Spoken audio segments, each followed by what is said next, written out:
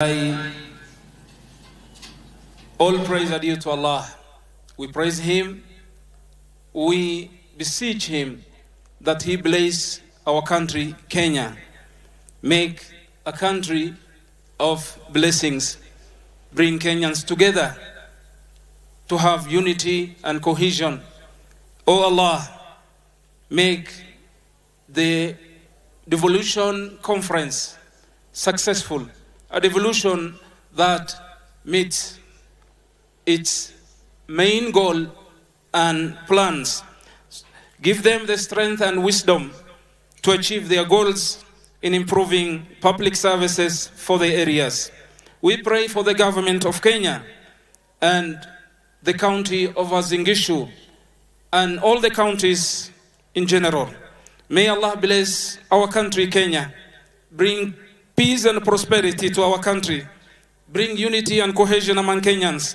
Bless the county government of Uasin Gishu. Bless its governor, Bana Jonathan B., and his deputy governor, and all other county governments and their governors and their deputy governors. We also pray for our President William Samoei Ruto. May Allah give him health and the strength to be able to serve the nation. Give him wisdom to bring all Kenyans on board. Grant him success in his plans and make this country a great country. And finally, as envisaged in our national anthem, may we dwell in unity, peace and liberty, plenty be found within our borders. Na tukae na undugu, amani na uhuru, raha tupate na ustawi. Amin. Let us kindly take our seats. Excellency, the President of this great nation, Dr. William Samoei Ruto, the Prime Cabinet Secretary, His Excellency Musalia Mudavadi, the Speaker of the Senate, Honorable Amason Kingi, the COG Chair, Madam Anne Waiguru, the Host Governor, His Excellency Jonathan B., all governors present, deputy governors, CSs, PSs, ambassadors and members of the diplomatic corps, partners, development partners, sponsors, and all distinguished guests present. Your Excellency, sir, with your permission, allow me to now call the host governor, Governor of Uasin Gishu County, Governor Jonathan B., to make his welcoming remarks. Tumkaribishe kwa makofi, Honorable His Excellency Jonathan B. Karibu.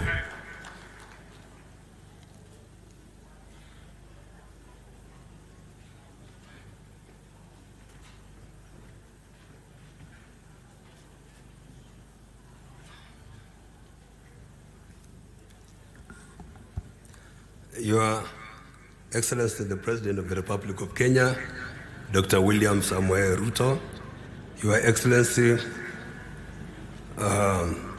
Speaker of Senate, Amason Kingi, Honorable Dr. Moses Wetangula, Speaker of the National Assembly, Excellency Governors, Prime Cabinet Secretary, Musalia Mudavadi, Honorable Members of Senate and National Assembly, representatives of the Constitutional Commission and independent officers, leaders of Uasin Gishu County and the greater region, ambassadors and high commissioners, principal secretaries, members of the county assembly, all national government and county government representatives, private sector and civil society representatives and development partners, international delegates, distinguished guests, ladies and gentlemen. I wish to extend a warm welcome to Uasin Gishu County, affectionately known as the Champions, where the spirit of devolution pulsates with unmatched vigor. Our county, renowned as an agricultural hub, has always been and continues to stand as a home of prominent farmers, world record-breaking athletes, business, and welcoming people. It is a pleasure to have you all here. Karibuni sana. Today marks a significant milestone as we gather under the banner of progress collaboration, and a shared vision at the first biannual Devolution Conference. This event is particularly meaningful as it returns to our county after impressive years of 94.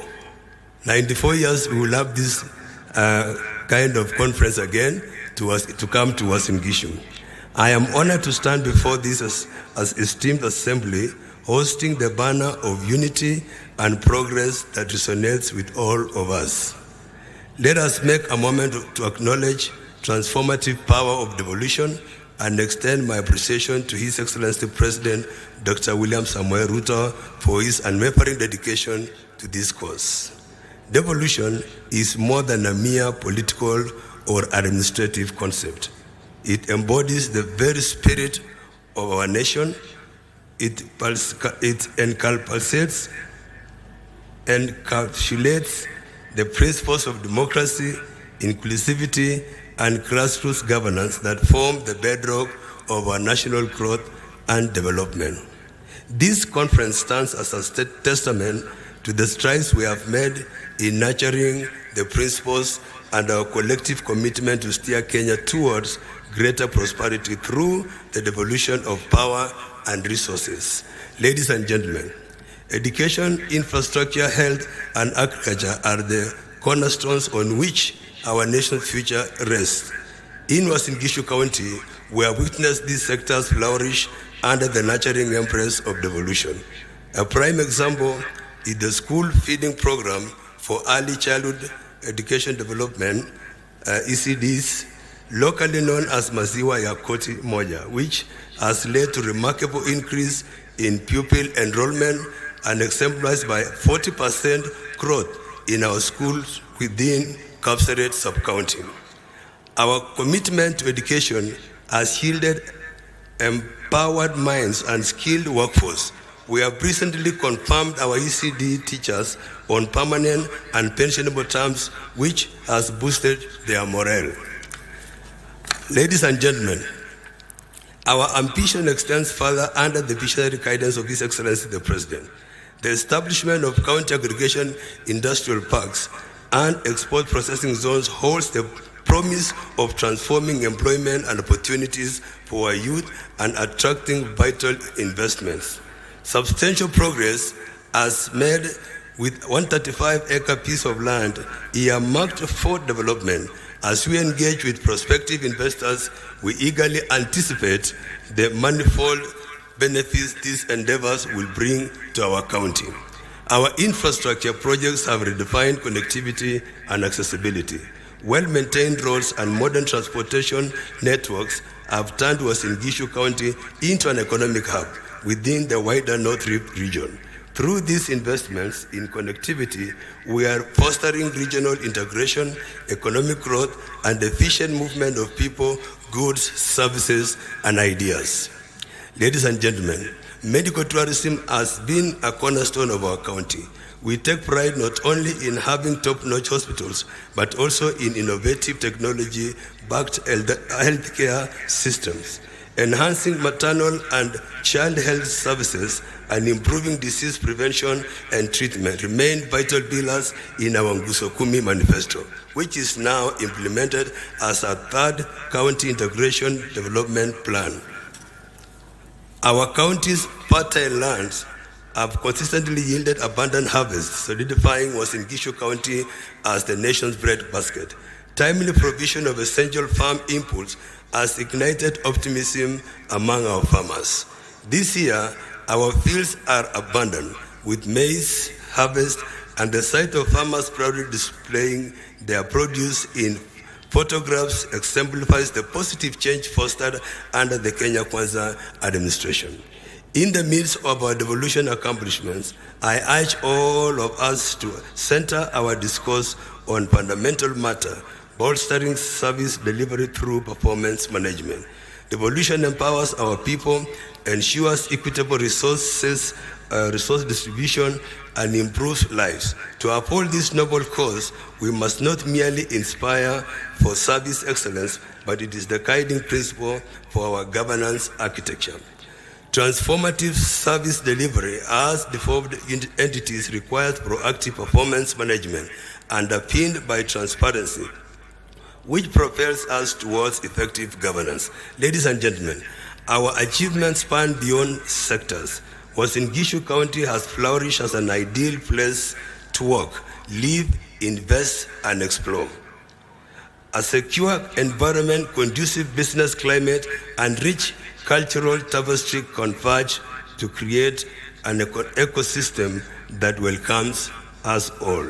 Our strides in infrastructure, education, health, sports, and agriculture not only enhances citizens' quality of life, but also beckon investors and tourists to discover the myriad opportunities in our county. And as we gather for this conference, let us remember that the spirit of devolution burns within each of us. It is a collective journey towards realizing our forefathers' dreams and securing a brighter future for generations to come. Let's engage in meaningful discussion, share knowledge, and chart a course that fortifies our nation's fabric.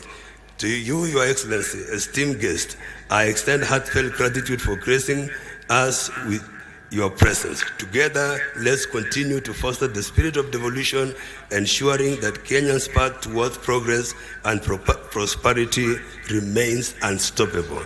Thank you, and may this conference resonate as a resounding success. Thank you, asanteni sana. Na niseme karibuni tena Uasin Gishu. This is a place that we prepared for you as our guest. As you move around and see the beauty of this county, you can also see the potential that you can of investment that we have in our region. We pride ourselves for our key athletes who have given us a good name. Our brand is the County of Champions. And I want to say karibuni sana to the County of Champions. Asanteni na Mungu awabariki. Before I forget, we also have some nightlife here. We have more nightlife than day life. So I want to say when you move around, just feel good, you are secure. Asanteni na Mungu awabariki.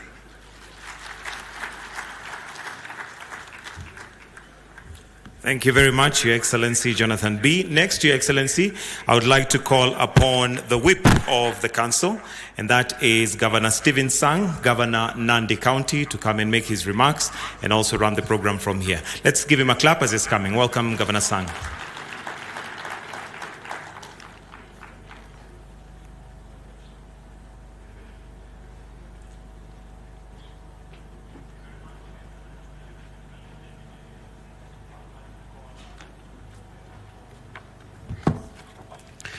Asante sana, MC.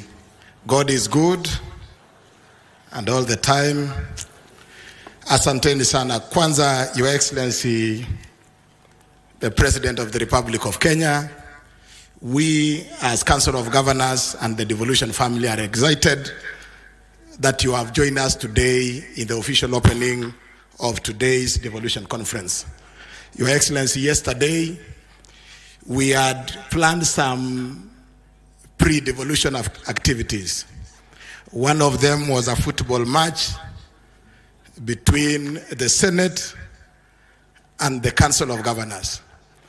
As agreed, Your Excellency, and by the tradition, this is always not a serious match, it's a fun match. And Your Excellency, this is, and to confirm that this is a fun match, we know football we do 90 minutes in a football match. Ours was about 50 minutes, which means 25 minutes. We had also agreed that this was a fun match, but our friends in the Senate, Your Excellency, unleashed a professional team on us. And at the end of the game, we were at 0-3. But Your Excellency, we think that you may have conspired with the Senate, because one of our strikers, dependable striker, Governor Otuoma from Busia, for some reason you disappeared with him for the whole day yesterday. So you may, we think that you may have colluded with the Senate team, including a very dependable 2 members of our cheering squad, very noisy Governor Senator Susan Kika of Nakuru, and Governor Susan Kika of Nakuru, and SES of Embu County. So, Your Excellency, we hope that in the next biannual devolution conference, you will find time to side with us and not with the Senate, so that we can redeem our image as governors. Nonetheless, we still have the 3 days ahead of us. We will be able to prove ourselves as COG. So, asanteni sana. We have, Your Excellency, very few remarks from our sponsors, and I want to take this opportunity to welcome our remarks from our platinum sponsors, starting with Ambassador Meg Whitman, the U.S. Ambassador to Kenya, to come and make our remarks. Karibu, Balozi.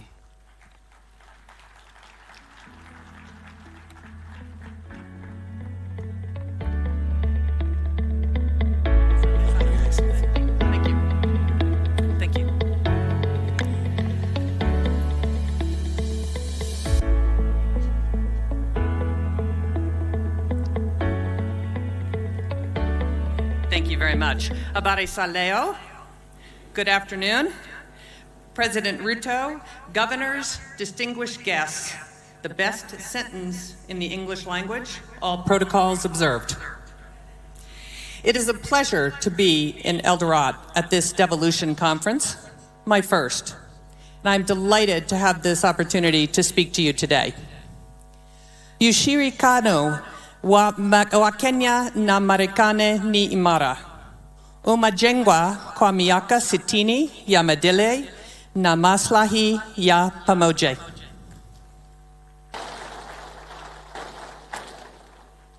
Our partnership has enhanced security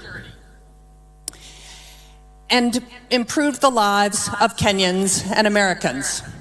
Since I arrived in Kenya, my team and I have been focused on strengthening the U.S.-Kenya trade investment relationship in coordination with the Kenyan government. The presentation that you are about to hear is one that I have given many times over the past several months to encourage businesses to invest in Africa and Kenya. I want you to hear the pitch too, and hope that you use the data for your own pitches. And I welcome you to add your county to this story. And the story is, why Africa, why Kenya, and why your county? Whether that's Homa Bay or Kilifi or Nairobi or Mombasa. Let us seize this moment to increase bilateral trade and investment to all our citizens. Now, just after I arrived, it became clear to me we needed to update the narrative on Africa.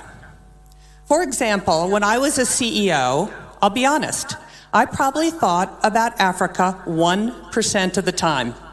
Many businesses I managed were elsewhere. But if I were back in the boardroom today, Africa would be on my radar for two very simple reasons: supply chain diversification and net zero emissions. If the war in Ukraine and the COVID pandemic taught us anything from a business perspective, it taught us that single sourcing your supply chain from any one country is not smart. Single sourcing is a recipe for supply chain disruption and shortage. Today, every company is looking for new places to diversify their supply chain. Now, what the war in Ukraine and the pandemic did to spur supply chain diversification, climate change has done for energy use. Businesses are pushing for net zero emissions to meet their climate change mitigation goals. And Kenya, as you know, generates 93% of its electricity from renewable sources, and this percentage is only going to go up with geothermal, solar, and wind investments. And to further emphasize this point, ponder these words from a CEO of a major consumer tech company who I hope to bring to Kenya. He said, "Supply chain diversification is now an essential element of our business, and so is the need to be totally green. In that sense, Kenya seems to offer us a 1-2 punch for success." Now, at the embassy, we've been doing a lot of trade and investment data analysis since my arrival. And what I have learned has been surprising and paints a far more dynamic business outlook for Africa than most Americans understand. And here are some data points that I found particularly interesting and ones that I share often with American businesses. Why Africa is the first question American businesses have. By 2015, 1 in 4 humans, a quarter of the world's population, will live on the African continent. And 1/3 of the working age people will live on the African continent. It's the youngest population on the world. 60% of the population is under 25. And in my view, Africa is the last and largest emerging market and offers the last big supply chain and consumer prospects, much like the opportunities we saw in Southeast Asia 20 years ago. Now, that's how I'm talking about Africa to U.S. businesses. Let's zoom in on how I'm talking about why Kenya should be everyone's destination in Africa. Kenya is the most stable democracy in Africa. Kenya is the gateway to the East African market of almost 500 million consumers. Kenya is the regional logistics hub. Kenya is the leading regional financial hub.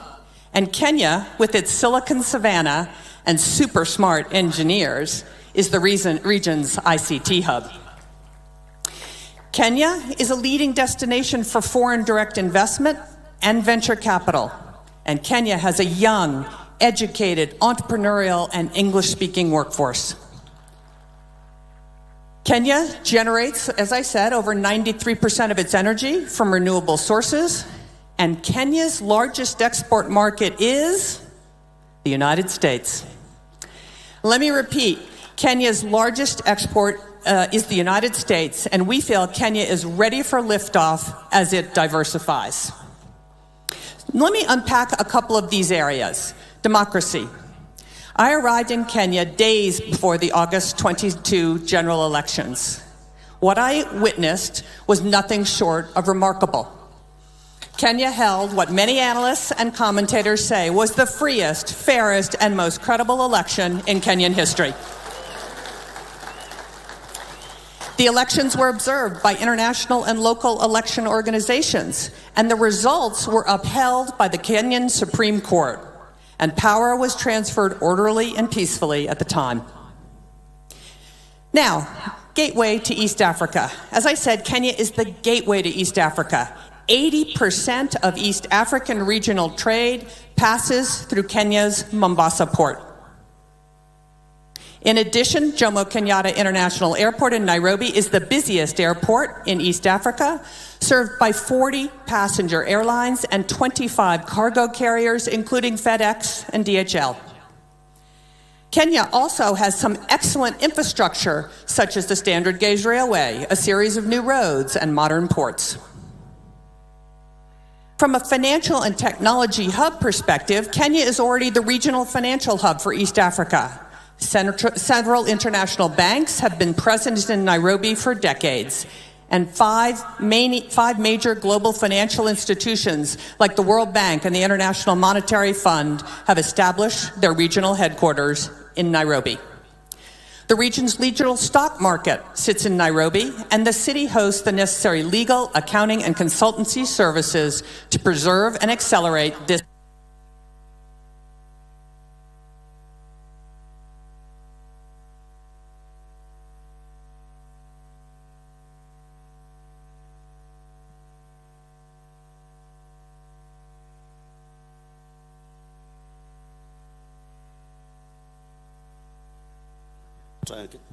There we go. Okay, great. Thank you.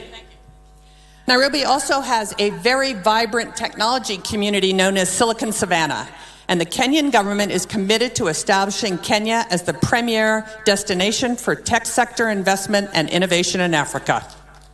Many leading U.S. companies are already in Kenya, including the names that you see on the screen. Emerging, but also hugely impactful having a little trouble there. Emerging but also hugely impactful Kenyan tech companies like Copia Global, Semiconductor Limited, Twiga Foods, Market Force, Power Financial Wellness, and others are here in Kenya. I've met these companies, I've visited their operations, and what I see happening here has many of the critical components that make Silicon Savannah an even bigger success. Now, at the nexus of finance and technology sits one of the most impressive companies I have ever seen, M-Pesa. M-Pesa has annual revenues of over $1 billion, $360 billion of gross market value flowed through the platform last year. And it has an open API of over 60,000 developers.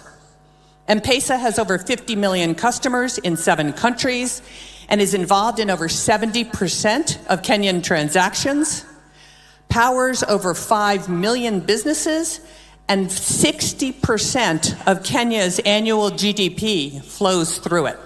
Let me say that again. 60% of Kenya's GDP flows through M-Pesa.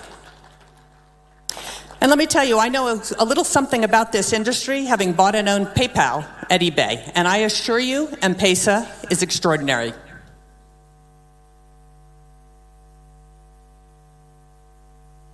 M-Pesa alone demonstrates the brilliant business minds at work in Kenya, devising African solutions to global problems.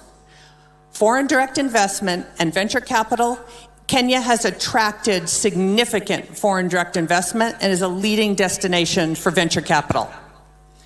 Interestingly, when venture capital flows decreased 35% globally last year, total funding in Africa actually increased 8%. Even more impressive, while venture capital to Nigeria was down 36% and essentially flat in South Africa, funding to Kenya increased by 33%. You go, Kenya. Adjusted for GDP, Kenya receives significantly more venture capital than anywhere else on the continent, generating roughly triple the venture capital to GDP ratios of Nigeria, Egypt, and South Africa. Unlike its continental competitors who attract predominantly fintech-led investments, Kenya venture capital flows are more diverse, led by e-commerce and clean tech, followed by fintech, agritech, and enterprise investments. And what's even more unique for Kenya, in 2022, Kenyan women-founded startups raised $146 million in equity, more than any other country on the entire continent. As I said, more than 90% of Kenya's on-grid electricity is currently generated from renewable sources, primarily geothermal, wind, and solar. A great example is Kapeto in Kajiado County. It's the second largest wind farm in Kenya, proudly supported by the U.S. International Development Finance Corp and Power Africa. And it is phenomenal that Kenya has committed to reaching 100% renewable energy by 2030 and is already close to achieving that goal. From a workforce perspective, Kenya is English-speaking, has high literacy rates, and strong primary, secondary, and tertiary education systems. And every firm that I have spoken to about the quality of Kenyan workforce says this: the Kenyan workforce is their best workforce in the world. As I mentioned, in 2022, the United States became Kenya's largest export market, edging ahead of neighboring Uganda. In total, Kenya exported $890 million in goods to the United States last year, and in addition, the United States exported around $600 million in goods to Kenya. So $1.5 billion in total U.S.-Kenya trade. It's fairly balanced, and it's expected to increase as the United States and Kenya negotiate a first-of-its-kind bilateral trade agreement that we hope will be done by the end of this year. And we hope this agreement will be a model for the rest of the continent once signed. So, now you know why I am so enthusiastic about the Kenyan prospects and the Kenyan investment climate. But when I talk to American investors, they have some questions. And there are room for improvement. The Ruto administration has made great strides and is committed to building a business-friendly environment. But if it is to accomplish the goal, the government's going to have to address a few issues. And the first is taxes. Kenya must have a consistent, transparent, and fairly administered national tax policy to attract and retain foreign direct investment and accelerate economic development. The tax rates don't need to be the lowest. They need to be the most consistent. And all of you know, some work still needs to be done, but the recent finance bill had many changes that will make Kenya's tax policy more consistent and therefore more bankable by foreign direct investment. Without a doubt, corruption is a critical issue and one that must be addressed for Kenya to reach its full potential in all areas of development. Everyone knows corruption leads to misuse of public resources, slows economic growth and job creation, and damages the investment climate, as well as undermining equal participation in the prosperity of this country. However, while corruption does remain a challenge in Kenya, as in other developing markets, third-party measures of corruption indicate positive trends and some progress in recent years. According to the United States Millennium Challenge Corporation's country scorecard for 2023, Kenya's score for control of corruption was 0.28, representing its third passing score in a row and its highest score to date. But to put this number in perspective, Kenya's 0.28 was superior to India's 0.18 and Vietnam's 0.19. And what I can tell you is Americans don't give it a second thought to invest in India. In addition, President Ruto has cracked down on corruption, calling out government agencies that engage in unscrupulous practices and firing government officials involved. Now, I also get a lot of questions about Kenya's debt. Kenya, like many developing countries, is burdened with high debt, limiting its ability to fund public services and infrastructure in line with its ambitions. According to the IMF, Kenya's debt to GDP ratio is 69%, but this number is not an outlier amongst regional averages. For comparison, Malaysia's debt to GDP stood at 69% in 2021, while India's ratio was 83% in 2022. Another area I get a ton of questions on is cargo clearance. Now, despite improving logistics, the delivered cost of a container to Kenya remains significantly higher than the container shipments landing in Europe or Asia. So there is room for improvement on cost, but here's a great fact. Back in 2010, it took over 11 days to clear a container at the port of Mombasa. Today, it takes 3.5 days. And this reduction has occurred despite cargo increasing over the past 5 years from 27 million metric tons in 2016 to nearly 35 million metric tons in 2021. So this is an important thing for Americans. This is an excellent opportunity, I think, to put to rest the argument that Kenya is not a manufacturing country. True, Kenya has room to grow in this sector, but manufacturing is happening here. And let me give you a few examples of Kenya's manufacturing prowess. Gearbox in Nairobi County, a high-mix, low-flow electronics manufacturer, runs a state-of-the-art, what we call a surface mount assembly line. And in November of 2022, began manufacturing Raspberry Pi's Pico product for the African market. Gearbox's production quality, catch this, meets or exceeds that of Raspberry Pi's other production sites in Wales and Japan, producing a first-pass yield of 99.6%. Semiconductor Technologies, a U.S.-owned semiconductor manufacturing and nanotechnology company in Nyeri County, is growing rapidly and has hired more than 80 Kenyan engineers in the last 12 months. Kenya's Revital Healthcare in Kilifi County is one of the largest manufacturers of medical products in Africa, producing 48 devices and exporting to 28 countries. Isuzu has operated an East Africa assembly plant in Nairobi since 1977, selling more than 90,000 units with more than 15 models. And there is also a robust and growing e-mobility manufacturing assembly industry in Kenya. Kenya is the future for Africa's 2- and 3-wheel e-vehicles and e-buses. And lastly, when we talk about trade, we have to talk about apparel and apparel manufacturing. Last year, Kenya recorded its highest ever apparel exports to the United States, over $540 million, employing nearly 200,000 Kenyans, mostly young women. Leading U.S. apparel brands sourcing from Kenya include PVH, which includes Tommy Hilfiger and Calvin Klein, Contour, which includes Lee and Wrangler, and several more, including Walmart and Levi's. And what we hear from these brands, they want more Kenya apparel manufacturing, both because of the high quality of labor and Kenya's leadership in renewable energy.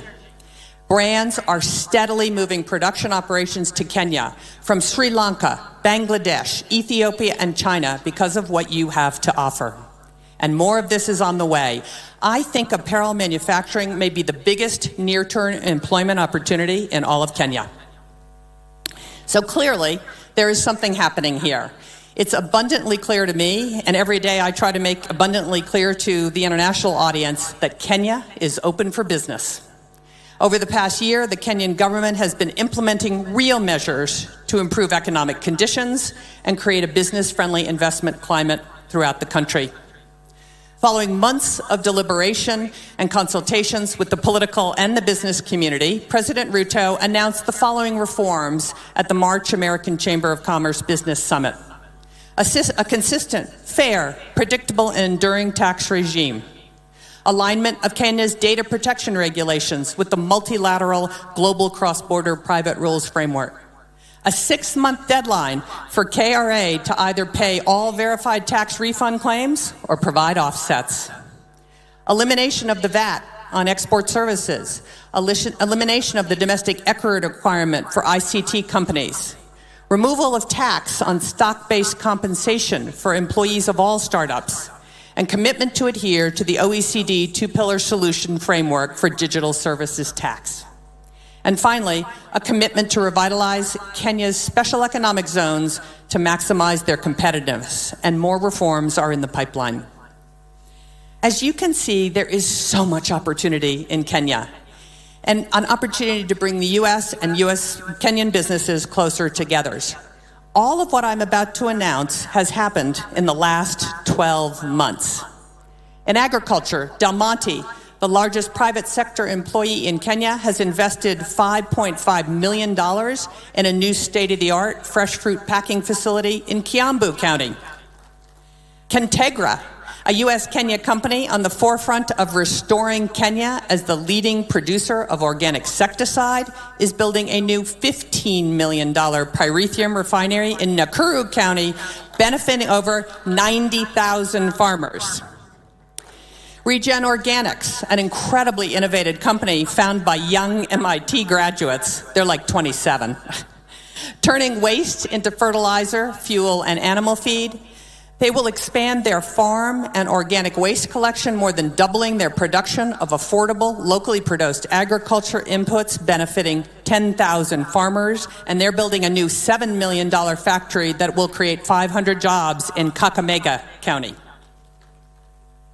In apparel, the industry that continues year-on-year expansion, new partnerships have been launched with several leading manufacturing companies, including MAS and Mega, Coast Apparel, and UAL, and they will create at least 20,000 additional jobs and increase exports by 200 million in the next year.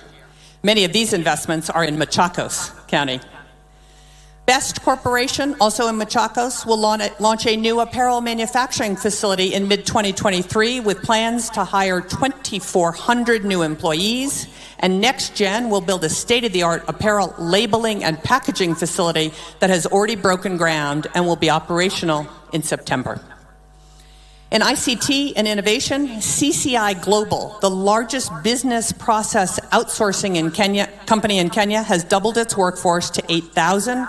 In the next 6 months, they'll add 4,000 jobs in Kenya, in Kiambu County, for American clients like United Airlines, Spirit Airlines, JetBlue, AT&T, and Shipt. In energy, Malele Energy, a U.S. company, just concluded a deal to acquire part of the Turkana wind power project, one of the largest in Africa, and producer over 20% of Kenya's electricity in 2022, with huge plans for expansion. And last but certainly not least, in the medical pharma industry, the government of Kenya and Moderna finalized an agreement to build a new $500 million vaccine manufacturing facility in Kiambu County. This will be the only such facility on the African continent for Moderna and their first factory outside the United States. Moderna's investment should be a catalyst for the medical industry in Africa, producing over 500 million vaccines a year. All of this has happened in the last 12 months. So all you need to do, Mr. President, is do that again in the next 12 months. And there are more exciting developments happening every day. American sports associations like the NBA, the NFL, Major League Baseball, Major League Soccer, and the entertainment icon, the Grammys, are all currently looking for a home in Kenya. And the television and movie industries are discovering Kenya too. Everyone thinks Nigeria has the market on this, but just look at the fact that Kenya now has a Real Housewives of Nairobi.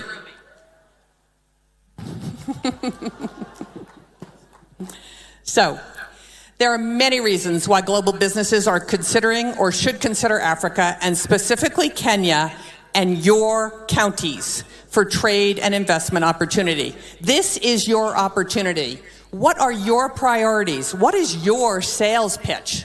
And as I said at the beginning of this presentation, when I was the CEO of HP, I only thought of doing business in Africa about 1% of the time. American companies are used to doing business with Europe and Asia. How will you convince them to make doing business in Kenya just as routine? I encourage you to take this presentation. There's no trademark on this presentation. Take this presentation and tell the story of why Africa, why Kenya, and why your county. Why Garissa? Why Mombasa? Why Isiolo? Why Nakuru? Why any county in the country? You should be able to answer the question, why Africa, why Kenya, and why your county?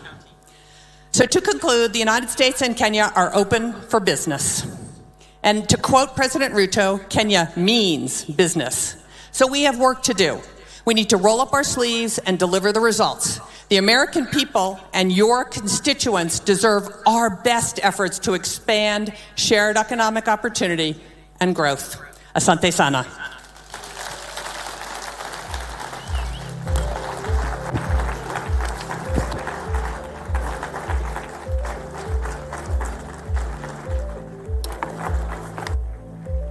You will all agree. Thank you very much, Balozi. You will all agree that it would be difficult to cut short such kind of a candid presentation pitching for Kenya. The parting shot, Kenya is open for business. Counties are open for business. Our next speaker, I hope you will make your remarks fairly moderate because we are catching up with time. Our platinum sponsor, Safaricom PNC, Chief Executive, Mr. Peter Degwa, karibu sana.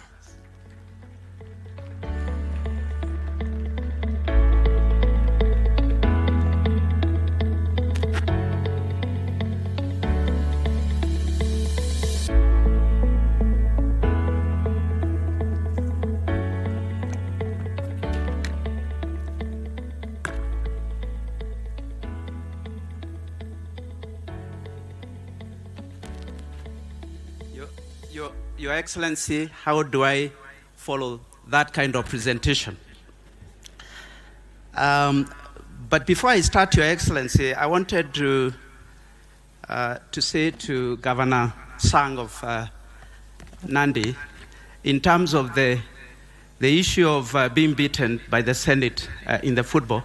Last night when we had the governor's evening dinner, I offered to give him a few people from Safaricom next year to play in the governor's corner so that you can win against the Senate.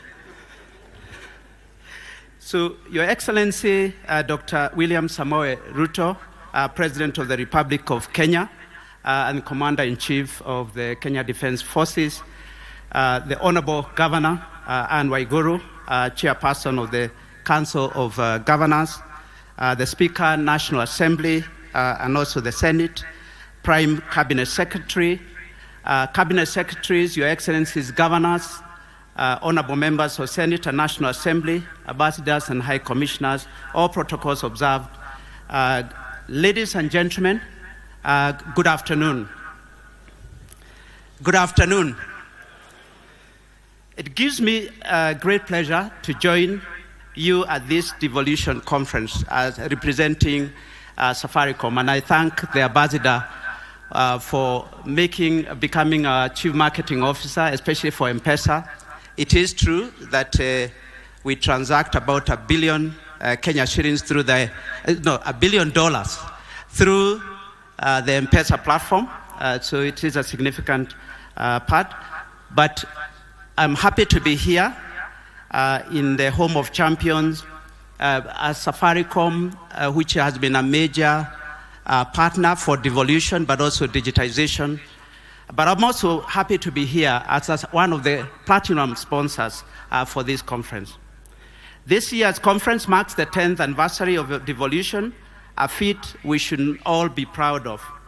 As Safaricom, we feel privileged to have worked with the national and county governments in the devolution journey every step of the way. We are a purpose-led, Kenyan-born company that uses transformative power of technology to enable Kenyans live better lives.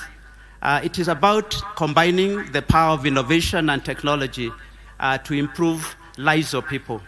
We empower individuals, micro, small, and medium, and large businesses, as well as the government, both at the national and also county level, by connecting people to people, people to opportunities, and people to information.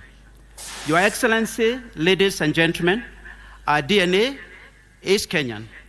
But beyond our borders, you have heard, we fly the Kenyan flag, driving financial inclusion across Africa through our innovative solution, M-Pesa, that has been recognized globally as one of the top 10 most influential financial inclusion projects in the last 50 years. We've also expanded our footprint across the border to Ethiopia, where we started commercial operations since last year. Our Ethiopia business has started off well and is growing every day. We are past the 5 million customer in terms of customers recruited, and also close to 2,000 sites that we've set up so far. Through the foundation, which is the Safaricom Foundation, we have built a footprint in all the 47 counties, and many of the county governors and officials are familiar. Partnered with over 4,000 partners and implemented over 4,000 projects, investing over 7 billion Kenya shillings since Safaricom Foundation was started on August 14th, 2003. These investments have impacted over 10 million Kenyans. So Safaricom Foundation is 20 years old. Please clap for Safaricom Foundation. As we celebrate the 20 years of impacting lives positively, we hope to inspire hope for a brighter future through sustained community engagement, both through Safaricom Foundation, through the M-Pesa Foundation, but also through our commercial operations, which many people in this room are familiar with. Your Excellency, ladies and gentlemen, it's for this same passion for our people that I find myself here today. We are your partner for digitization or digital transformation, and your technology enablers in ensuring that Mwananchi receives government services efficiently and conveniently. Specifically, we are working with both the national and county governments to provide secure connectivity. Secure is important in the cyber world. Infrastructure development such as cloud and fiber and financial technology and affordable smartphones. I know this is your favorite topic, Your Excellency. Recently, His Excellency President Ruto said that it was our collective duty to deploy the best innovations and technologies to make Kenya efficient, competitive, and prosperous.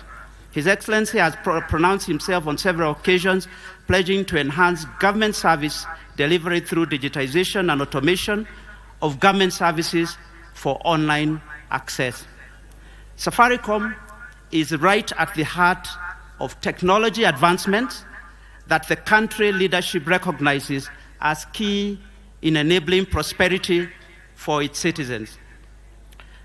We've been a partner with national government initiatives on various sectors. In agriculture, we supported the government rollout the revolutionary fertilizer subsidy program to over 3.2 million farmers across the country. I thought I would receive a clap for that. Under the financial inclusion program, over 22 million Kenyans have benefited from the Hustler and Women Enterprise Funds, which we disburse on behalf of government. We have provided infrastructure, including our agents' network and payment services, that have enabled digitization of these services. I wanted to say that when the President launched Hustler Fund on the day of launch, we got 5 million attempts trying to get onto the Hustler Fund platform. And only platforms like M-Pesa can be able to handle that kind of traffic and be able to operate and deliver the rest of services across the board. This project will not only provide employment, but will also enable access to afford. Oh, sorry, I just wanted to read that again. Together with others, we are currently finalizing the development of the first ever smartphone device assembly in Kenya. I know this is your favorite, Your Excellency. This project will not only provide employment, but will also enable access to affordable smartphones to as many Kenyans as possible. We are also working with various ministries and county governments to develop digital products and processes for enhanced service delivery to Kenyans. Ladies and gentlemen, as we celebrate 10 years of devolution, we remain committed to support Kenyans realize its digital and technology potential. We've identified key areas such as driving connectivity across counties. We are actively enabling the county governments enhance service delivery to Kenyans through a platform that we are calling My County App.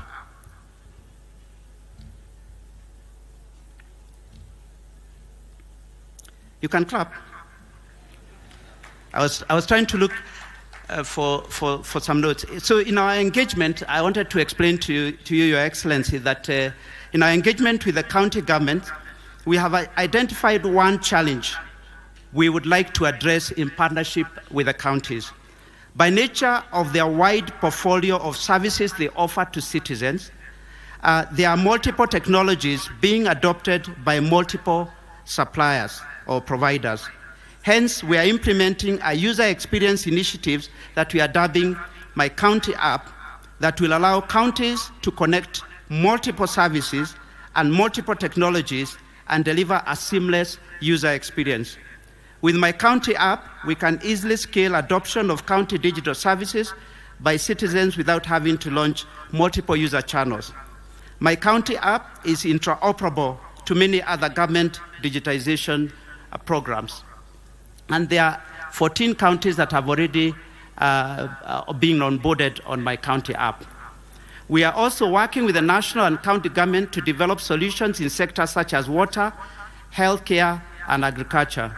Last evening, we presented to governors the My County App, a technology solution that empowers citizens to seamlessly access county government services and engage county leadership, whilst at the same time enabling counties to grow their revenue through digitization of services. My County App was launched in Makueni earlier this year, and I'm told by Governor Kilonzo that it is making a big impact. It is an app where counties can collect and deliver services without having to launch several apps for different counties or different services. Specifically, My County App will enable counties to broaden digital services scope, increase own sales source revenue, due to better collection and service delivery, and most importantly, drive citizen engagement by allowing citizens to directly engage county leadership digitally.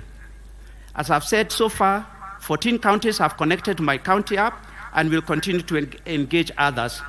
And as I've said, it is all interoperable with other digitization elements that the government is using. As I conclude, Your Excellency, ladies and gentlemen, I want to reiterate Safaricom is ready to work with your governments to ensure that no Kenyan is left behind in this digital era. I echo His Excellency's Ruto's call that we can help to deliver service to Kenyans from the comfort of their homes, chambers, or from their businesses. Your Excellency, for us to support Kenyans adequately, we also call upon the government to continue to creating policies that encourage investment, a conducive environment that will allow enterprise to lower their operating costs and also subsequently pass these benefits to customers. The industry has collectively invested in modern infrastructure which is widely spread across the country. Specifically, we, the telco industry, are investing heavily in fiber rollout as we seek to support your target of laying 100,000 kilometers of fiber optic cable. I call upon the county and national governments to harmonize on the different levies, charges, and rates that are charged by counties and other government organizations to enable fiber to be seamlessly delivered. In addition, we ask that the government classifies telecommunication, in particular fiber infrastructure, as critical infrastructure, because today, when roads are being constructed, fiber is cut, and there is no consequence of cutting fiber, unlike power or water. This will ensure that the safety of these assets enable more investment to accelerate the rollout of fiber across the country. We remain committed to making a difference by supporting the economy through job creation, meaningful partnerships, and remain steadfast in paying duties and taxes to the government. Safaricom recognizes that technology has tremendous potential to unlock Kenya's economic growth, solve customer and societal challenges, and deepen digital and financial inclusion. We will collaborate with the government towards projects and initiatives that seek to transform the lives of Kenyans. With these remarks, I thank you, and I wish you all a very successful 2023 Devolution Conference. We are ready to be your partner of choice in digitization, and we are ready to partner to make the future of Kenyans brighter. Thank you very much.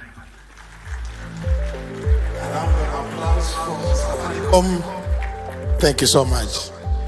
The next two speakers, Amref Health Africa, Daktari Githinji Gitai, karibu sana. And I also invite on stage KCV Group CEO, Anna Paul Russo, come over on stage. Karibu sana. Excellency, President William Ruto and all the dignitaries here, we are the flying doctors, so I'll try and shorten my speech because I know that you are pressed for time. I'll try and keep it very, very brief. And the first thing I want to say is that today I made great effort to dress like yourself because I've been watching you very closely. But my tailor did not do a good job as yours. So I think my suggestion is maybe next time you're seeing your tailor, you call me, we go together. My number is 0737, I'll read it for you. I just want to highlight a few things, Your Excellency. The first thing I want to say is that I want to thank your government for hosting AMREF for 66 years. AMREF is an international NGO which was founded in Kenya but has spread to 35 countries in Africa, spending about $250 million every year on healthcare. In Kenya, we spend about $6 million on healthcare, and your partnership and your patronage in your presidency is greatly appreciated. We, of course, started off as flying doctors, and that flying doctors was necessitated by absence of specialists out in the counties, by poor infrastructure. But now, our flying doctors service is no longer transporting doctors to the counties because your government's efforts and the county government's efforts has made sure that specialists are now available across the country in the remotest places, working very, closely with the Ministry of Health, and the road infrastructure is good. We no longer have to transport a doctor by air. We can actually drive them to where they need to be. Now we are using the arm of flying doctors, Your Excellency, in doing referral, emergency medical referral for the police, for individuals from poor communities, transporting them for higher care where they are needed. But secondly, and most importantly, we are also, as arm of flying doctors, transporting patients into Kenyan hospitals, enabling medical tourism into this country. Every year we bring close to 500 patients into Kenyan hospitals.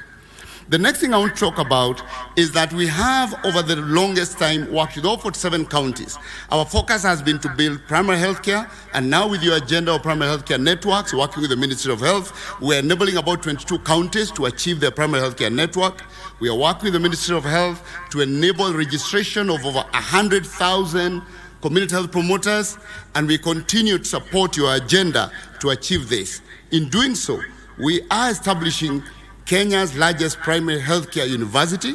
AMREF is spending $50 million, Your Excellency, between this year and next year to build the largest primary healthcare hospital, training nurses, university nurses, community health extension workers, midwives, physiotherapists, and we will be coming to you at the launch, and we'll be coming to you also for the charter.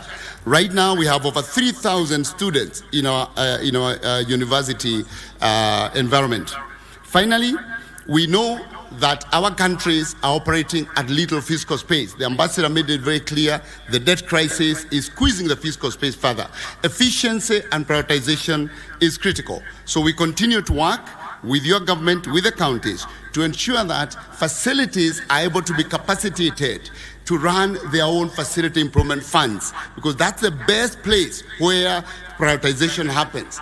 If in this country we have 50,000 schools, Excellency, and each of them runs an account with a board of management. We have many of us been members of board of management, but we are not able to allow the same in the health facilities. It is possible that all health facilities can have accounts, can run facility improvement funds, and they're able to prioritize the needs of their catchment day by day without being encumbered by huge challenges in terms of accessing funds for day to day.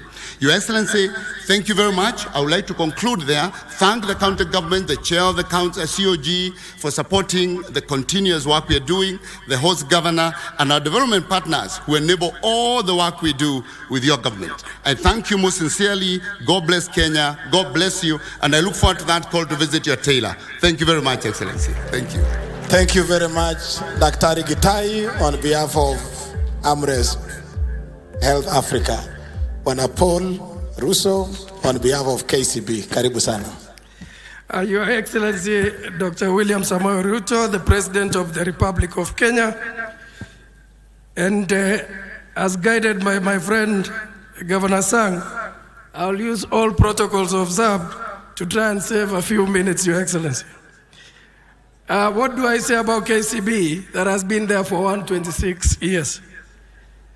Benki yako, inchi yako must be one of those that ring when we talk about KCB. Your Excellency, you've been one of the strongest partners for KCB, and we truly thank you.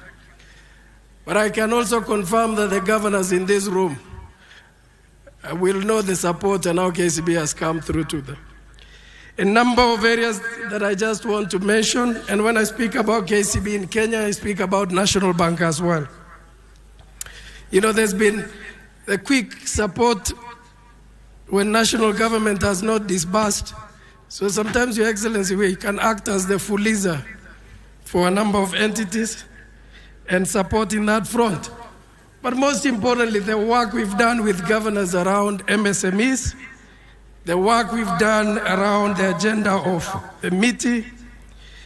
And Your Excellency, I think it's very important for me to point out that KCB at the forefront through to Jiajiri program to deliver youth empowerment. And I'm glad that this Friday, Your Excellency, you've agreed to come in to officiate the graduation of 5,000 of our people. We will continue to work with the various ministries and work with county government to deliver transformational partnership. I thank Your Excellency, and thank you to the government owning 30% of KCB. we're not short of capital to support business. I think our single obligor limit is 23 billion. You can imagine what you can do with that allocation. Finally, Your Excellency, in September, we are leading to bring venture capitalists from the US to Kenya to point on to opportunities for investments. One single thing I'll ask governors to support, particularly those who come from the area I come from, is to try and fast-track opportunities for title deeds, Your Excellency, so that those with allotment letters and running businesses can get better funding. I submit, Your Excellency, and I know I have opportunity to speak tomorrow. Thank you so much. God bless you. Thank you very much, Group CEO of KCB. The next speaker, Your Excellency, is a friend of Kenya, a friend of the Devolution family, the outgoing ambassador, Denmark's ambassador to Kenya, and the chair of the Devolution Donor Working Group, Ambassador Ole Thonke. Karibu sana.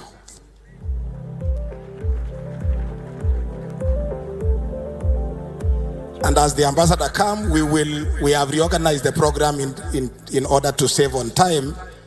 The presentation by the PS, Teresia, will be done tomorrow. The presentation by Ahmed Abdullahi on the resolutions of the 7th Devolution Conference will be done tomorrow. Also, the presentation of the resolutions of the Children's Conference will be done tomorrow. So those 3 items are off the program for now. Karibu Balozi. Thank you so much. Your Excellency, Presidents, all protocols observed.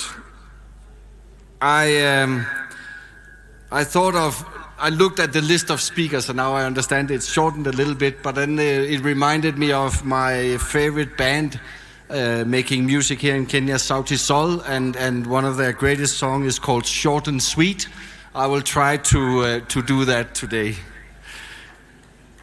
Listening to my American colleague and her presentation, I also thought of changing the title of my presentation today. Instead of Why Africa, Why Kenya, mine will be Why Kenya, Why Devolution. First of all, it's a great honor for me to speak on behalf of development partners. I've learned from the host governor, Jonathan B., that this is the county of champions. But if I was to name a country of champions in terms of devolution, that would be Kenya. You have in 10 years built up a huge devolved administration from scratch, which is for me really a remarkable achievement.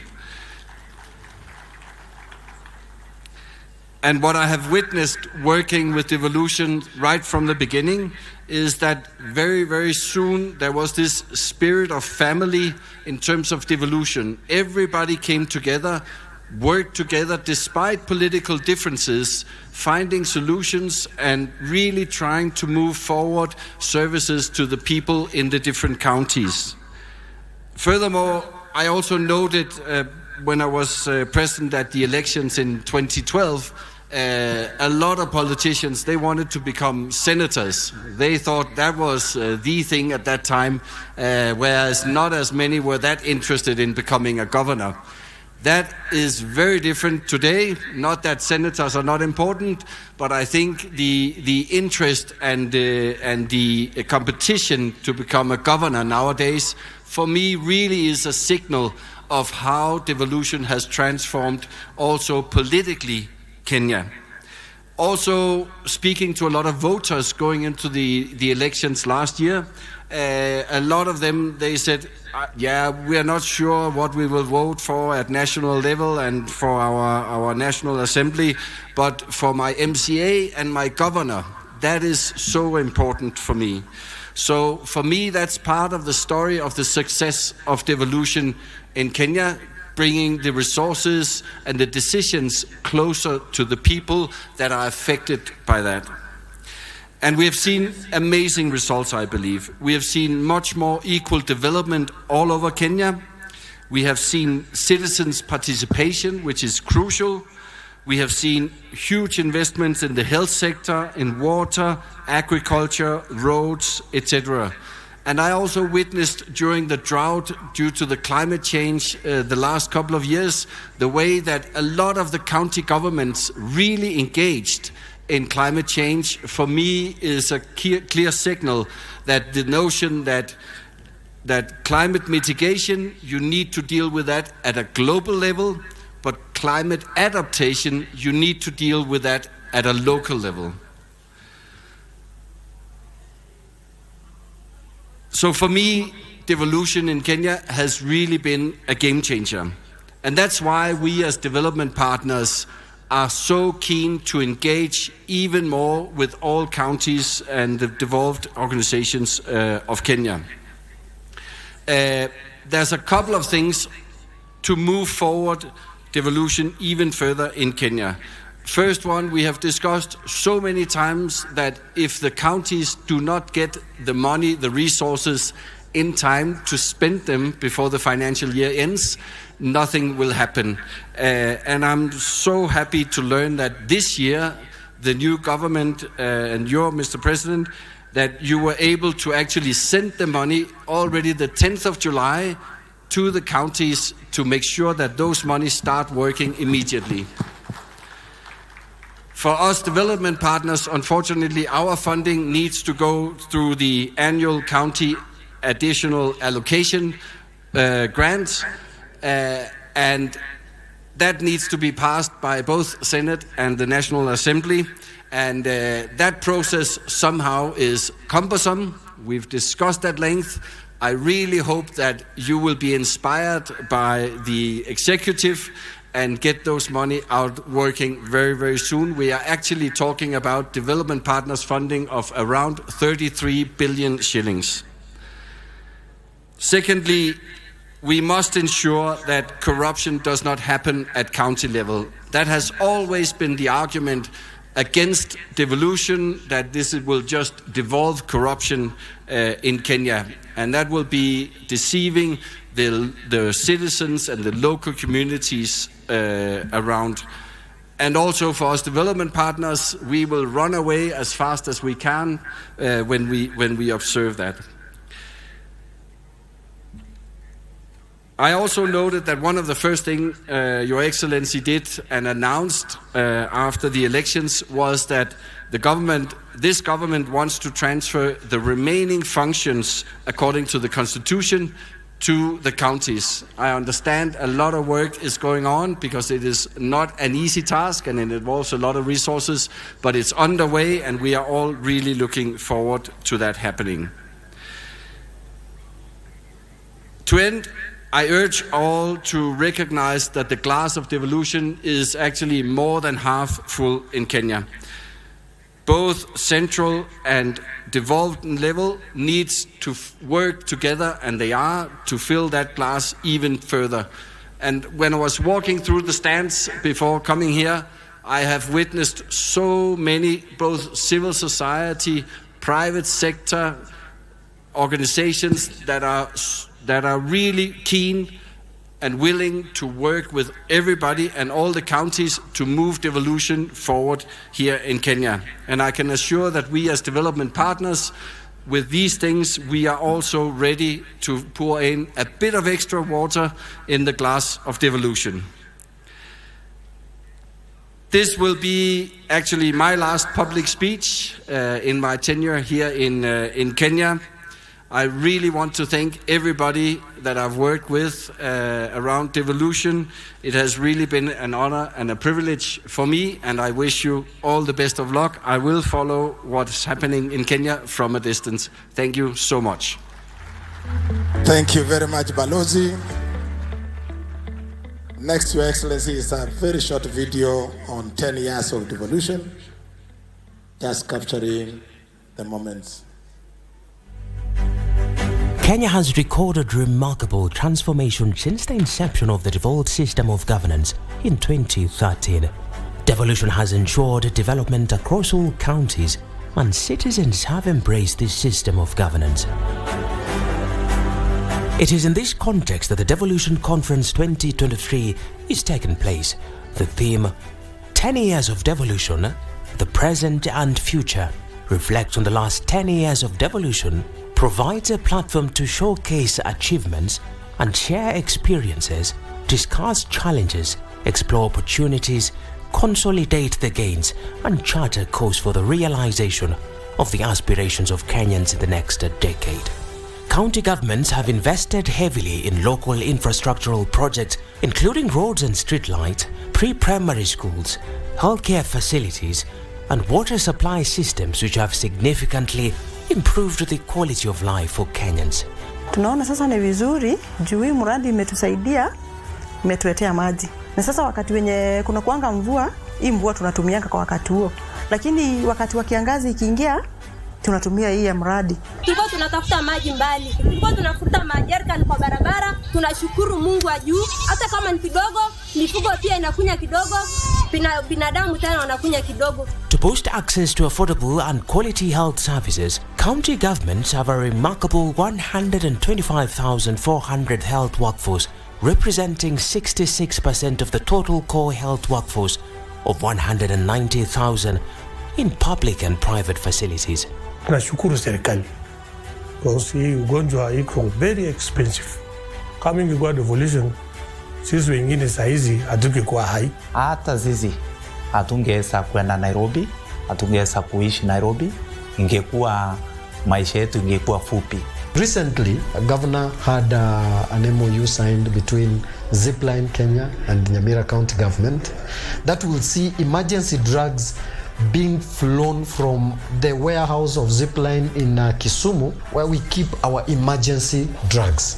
A priority for any county, really, because it will save lives. If you have to deliver blood or antivenom when you have a snake bite in a rural village. Agriculture, a fully devolved function, is the backbone of Kenya's economy. Counties have promoted sustainable farming practices by providing and digitizing agricultural extension services, providing subsidized credit, seeds, and fertilizers. Hapa niko na hii mbegu initiative ambayo ilitoka kwa kaunti yetu ya Trans Nzoia. Naona hii mbegu tumefurahia kabisa. Naona mahindi imeenda juu kabisa na iko na afya mzuri, imegrow haraka zaidi. Tunashukuru county government na Kwejo kwa kuwa wametuwezesha kutupandia nyasi, na wakati huu mnaona mmechukua hii yenye wanatusia at subsidized price. The farmers are being helped to grow more coffee bushes, and they are getting the coffee seedlings at a low cost because it has been subsidized. Tuko na miaka mbili nianze nilime hii sweet potatoes. Hii ametusaidia sana kwa kusomesha watoto wetu, kulisha. Na timu harvesting marriage manomea na yuto moromo okahinya na yudo pesa moromo pesa manongeko onwankan gitinda deke college emanomia mor mar medo pidorech emia amake mutegno. The livestock sector has recorded tremendous growth over the last 10 years.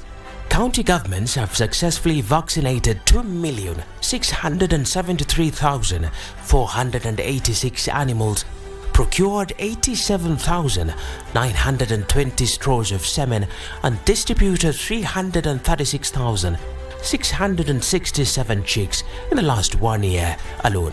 Nashukuru Mungu ameingilia kati, hata wametujengea slaughterhouse. Kwa hivyo sasa tutakuwa tunapata mahali pa kuuza, pa kupeleka kuku zetu. The construction of markets and trading spaces and expansion and renovation of existing ones have all been achieved under devolution. Before tulikuwa tunafanya biashara yetu katika open air market yenye tulikuwa tunanyeshewa, vitu zetu zilikuwa zinaoza, mboga nazo zilikuwa zinachomwa na jua sana, lakini wakati wa devolution ilipokuja tumejengewa, tuko na kabro, tumetoka kwa matope, enyewe hata hatunyeshewi. In education, county governments have given a new lease of life to early childhood development learning and vocational training centers. The ECD centers are now fully integrated into the basic education ecosystem, with over 40,000 teachers employed by the county governments, something that was only a dream 10 years ago. Nilikuwa napata 2,000 na si kwa jumla, nilikuwa napatiwa kama 200 leo, 100, lakini tangu our excellence aingie kwa kiti, sisi walimu wa ECD tumepata mshahara ambao unastahili. To further improve access to ECD services and the overall health of the learners, county governments have invested in school feeding programs to ensure that learners get at least a meal a day. The vocational training centers are growing in stature, empowering the youth with technical skills to prepare them for the job market and promote entrepreneurship. When I come here, I don't know anything, but I have run in weekends. I go outside and search for a customer who will be installed electrical. County governments have facilitated the development of county and urban spatial plans and established over 100 urban governance and management institutions, including cities, municipalities and towns, which play a major role in the actualization of the affordable housing agenda. This job here has employed a lot of people because of the devolution. If it was not a matter of devolution, we couldn't have this project here. The tourism sector is a major domestic and foreign exchange earner. County governments have invested heavily towards the development of tourism products and in maintaining and renovating tourism and natural attraction sites to retain Kenya as a competitive tourist destination.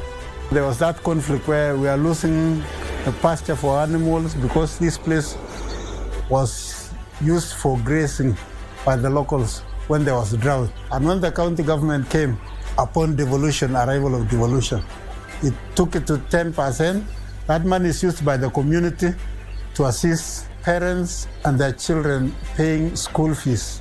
We have come from Nandi County to Baringo County to see flamingos, legs and other wild animals that we don't know.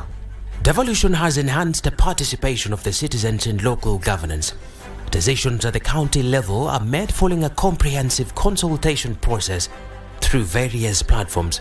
The county assemblies continue to play critical roles of representation, legislation, and oversight of the decisions made and programs run in the counties. The Senate, on the other hand, has the duty to protect the interest of the county governments at the national level through legislation and passage of laws that are critical for county operations. There is a robust engagement between the Council of Governors and the Senate, and the collegiality between the two institutions can only grow stronger. The presidency has renewed the desire to grow the devolved system of governance. Timely disbursement of funds to counties and commitments to empower devolution, as envisioned in the Constitution, have been pronounced, giving hope to the larger devolution fraternity. Mimi niliahidi ya kwamba we support devolution because we know what devolution can do. 10 years of devolution has placed Kenya in a trajectory of holistic growth. This conference brings us together as a country to reflect on the 10 years and embrace more strategies that will meet the aspirations of the citizenry, offering them more optimism of a great Kenya under devolved unit. Ladies and gentlemen, welcome to the Devolution Conference 2023. A round of applause. 10 years of devolution. Next, Your Excellency, remarks by the National Assembly Speaker, remarks being made on his behalf by the Deputy Speaker, Honorable Gladys Bosch-Shonei. Karibu sana.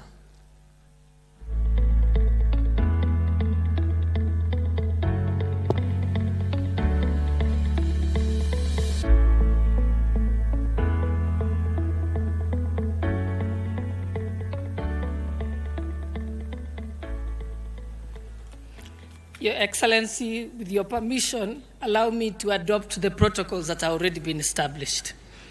I think after listening to Balozi, Megan, I thought we should, everything had been said. So I'll go straight to this speech. I'm reading it on behalf of the Right Honourable Speaker of the National Assembly, Dr. Moses Wetangula.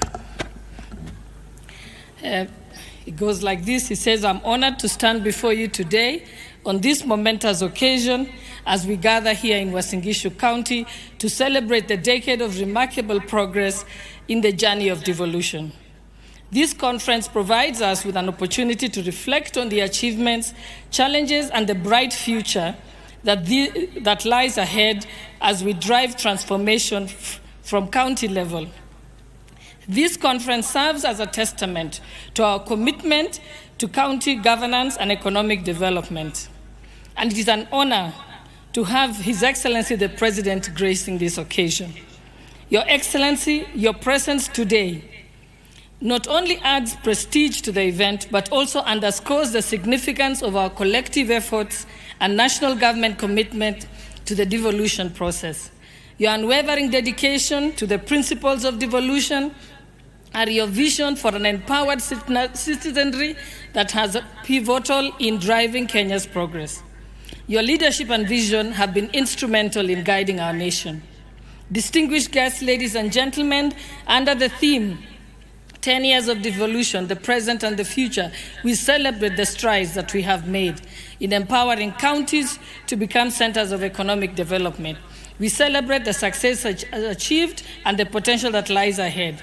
The concept of devolution has led to numerous positive changes that have positively impacted the lives of citizens. We have witnessed the improved healthcare services, better infrastructure, enhanced education, and increased citizen participation in the governance of others. As we gather here today, one of the most notable patterns within the intricate design is a close and symbiotic collaboration between our county governments and the esteemed National Assembly. Your Excellency, our shared vision and of cooperation has enabled us to work hand in hand to address the needs of our citizens. The National Assembly, Your Excellency, will continue to assist the county governments in their daily operations by passing legislation that enables effective delivery and equitable distribution of resources. As we navigate the path of devolution, it is worth acknowledging the intricate interplay between the two tiers of government. Much like the symphony, where an instrument contributes to the harmony as a whole, the collaboration between county governments and the National Assembly has been created and is harmonious. Your Excellency, the National Assembly is committed to deal with the healthcare laws that are pending, the laws relating to the roads and infrastructure, the laws relating to food and feed safety, and other matters of better quality education. Ladies and gentlemen, Your Excellency, allow me to reiterate the 2010 Constitution, which was a turning point in our history. It is where the county governments were born. Your Excellency, given also the trajectory, and according to the UN Women Africa report of 2022, devolution has increased the opportunities for women and other marginalized groups and has allowed them to participate and engage in county-level planning, budgeting, and implementation. This has been great opportunities. And Your Excellency, allow me to end by quoting the Nobel Peace Prize winner, the late Professor Wangari Maathai, who said, "In Kenya, women are the first victims of environmental degradation because they are the ones who have to walk for hours looking for water, to fetch firewood, and to provide food for their families. Given this, I'm confident that the woman today is now has emancipated the degradation courtesy of, the women today have been emancipated from degradation courtesy of devolution programs." And with that, we thank you and wish you fruitful deliberation, signed by Dr. Moses Wetangula, Speaker of the National Assembly. Thank you. A round of applause for the Speaker of the National Assembly. Next on stage, Your Excellency, is His Excellency Musalia Mudavadi, the Prime Cabinet Secretary, to come and make his remarks. Karibu, Your Excellency Musalia Mudavadi.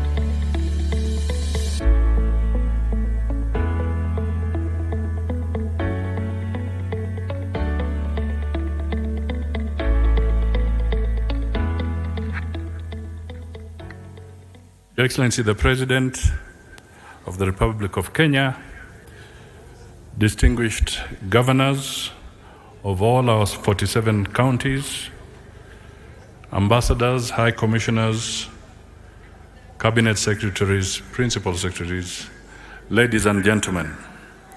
Your Excellency, I'll be very brief.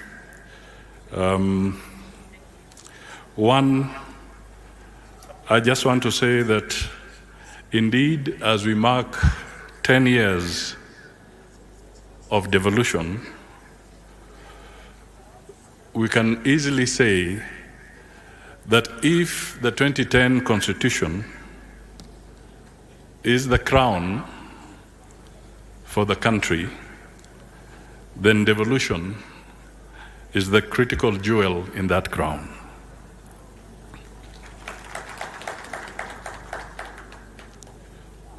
Your Excellency, as I listened to the various presentations, but more so from the US Ambassador, I can only say thank you for pitching for Kenya. You have indeed pitched so firmly for us.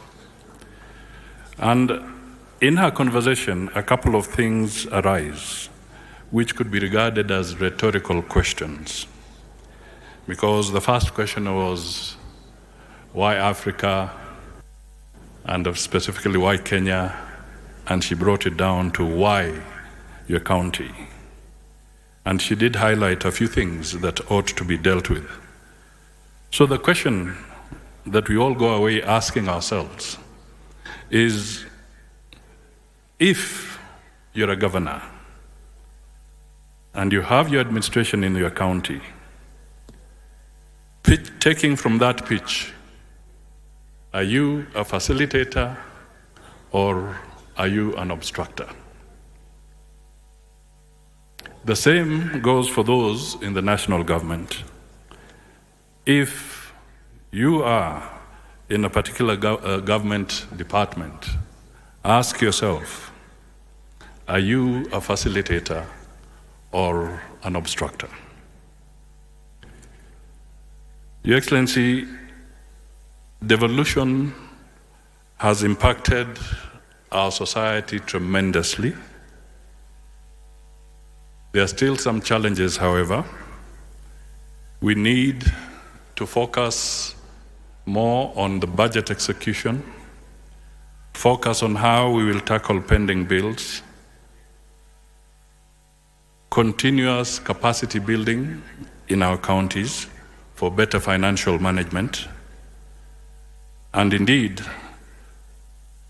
Your Excellency, in equal measure, we must encourage the counties and support them to enhance their own source revenues.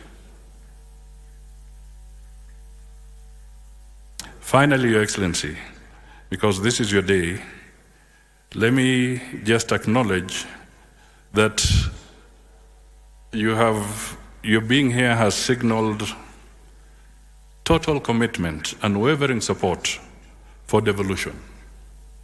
And the members of your government who are here, just to acknowledge, we have about 50% of your cabinet here.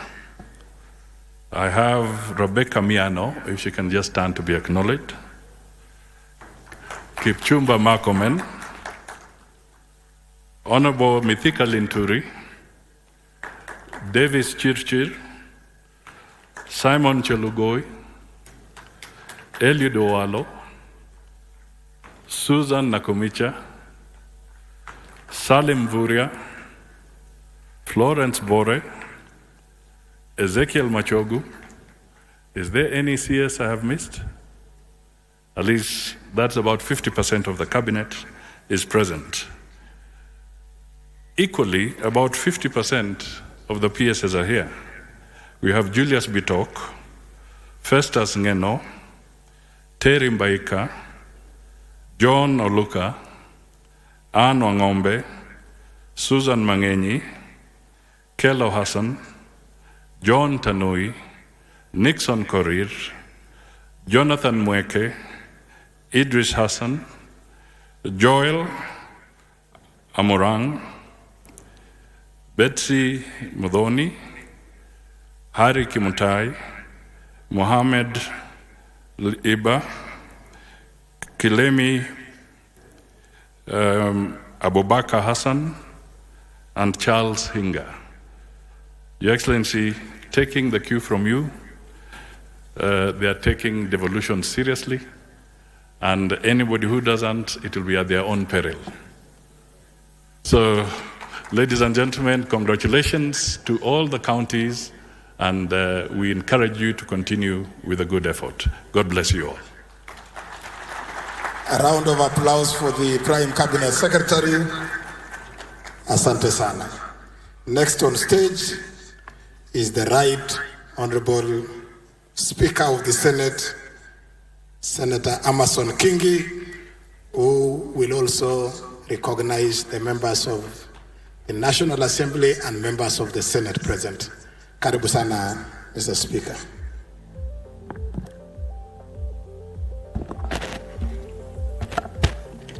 Your Excellency, the President of the Republic of Kenya, Dr. William Ruto, allow me to adopt the protocols as cited by the speakers who spoke before me. And before I make my remarks, Your Excellency, allow me also to recognize the presence of senators from the Senate. I will, because of time, maybe I may not be able to introduce them individually, but I will ask them and request them to be upstanding so that they can be acknowledged.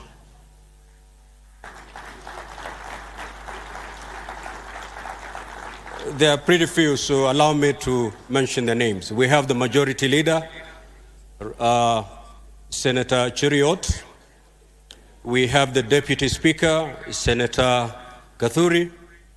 We have Senator Chirangei, Senator Methu, Senator Abbas, Senator Karungo, Senator Lelegwe, Senator Cheptumo, Senator Kinywa, Senator Kipsang,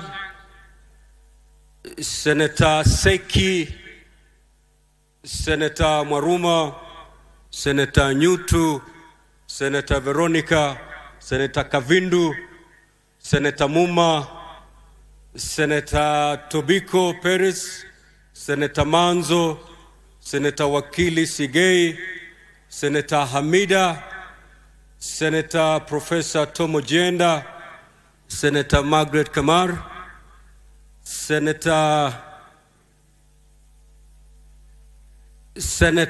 Lominen, Senator Murgo, Senator Mofire, Senator Miraj, Senator Montet, Senator of Lamu Kamau, Senator Wakili kutoka Kwale Chimera, Senator Boy, Senator Faki, Senator Mbugwa, Senator, the chairman of Park Moses Kajwang, Senator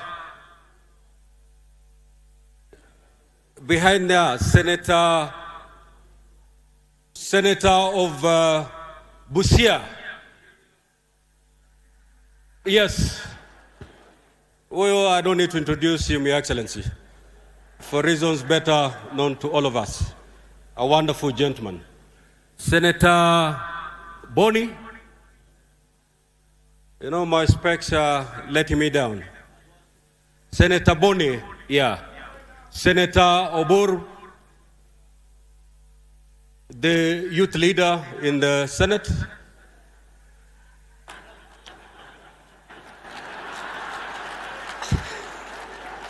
Senator Gloria, Senator Hezena, and Senator Eddie Okech. Thank you.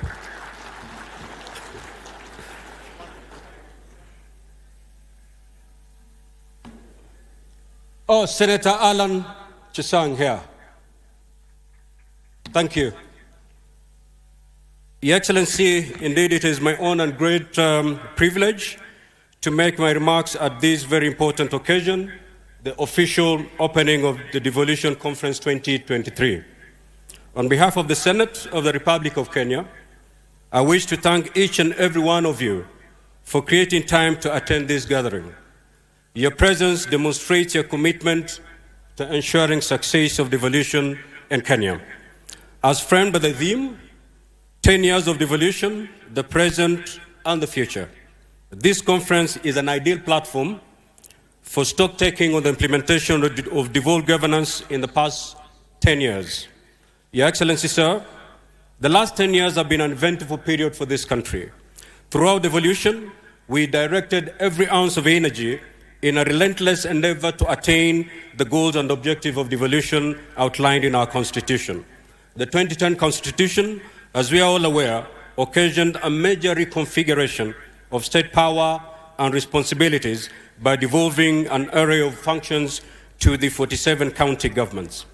And clearly defining the mandates of each player in the devolution space, the 2010 Constitution and attendant laws have facilitated a seamless engagement between Parliament of Kenya, comprising of the Senate and the National Assembly, the Council of Governors, county assemblies, and the executives of both national and county governments in championing the cause of devolution. Thanks to the time, effort and resources invested by these institutions in this governance model, devolution has left clear footprints across our nation. Each of the 47 regions has an outstanding story to tell on how devolution has occasioned a positive and impactful realignment of its development priorities and address unique needs of residents. Ladies and gentlemen, it merits acknowledgement that since inception of devolution in 2013, the national government has disbursed a total of 3.3 trillion to devolved units, compared to approximately 289 billion that counties have generated since their establishments. This, by all means, demonstrates significant commitment on the part of the national government to cascade resources and development to the grassroots for the benefit of Kenyans. Allow me to commend you, Your Excellency, for walking the talk in bolstering devolution.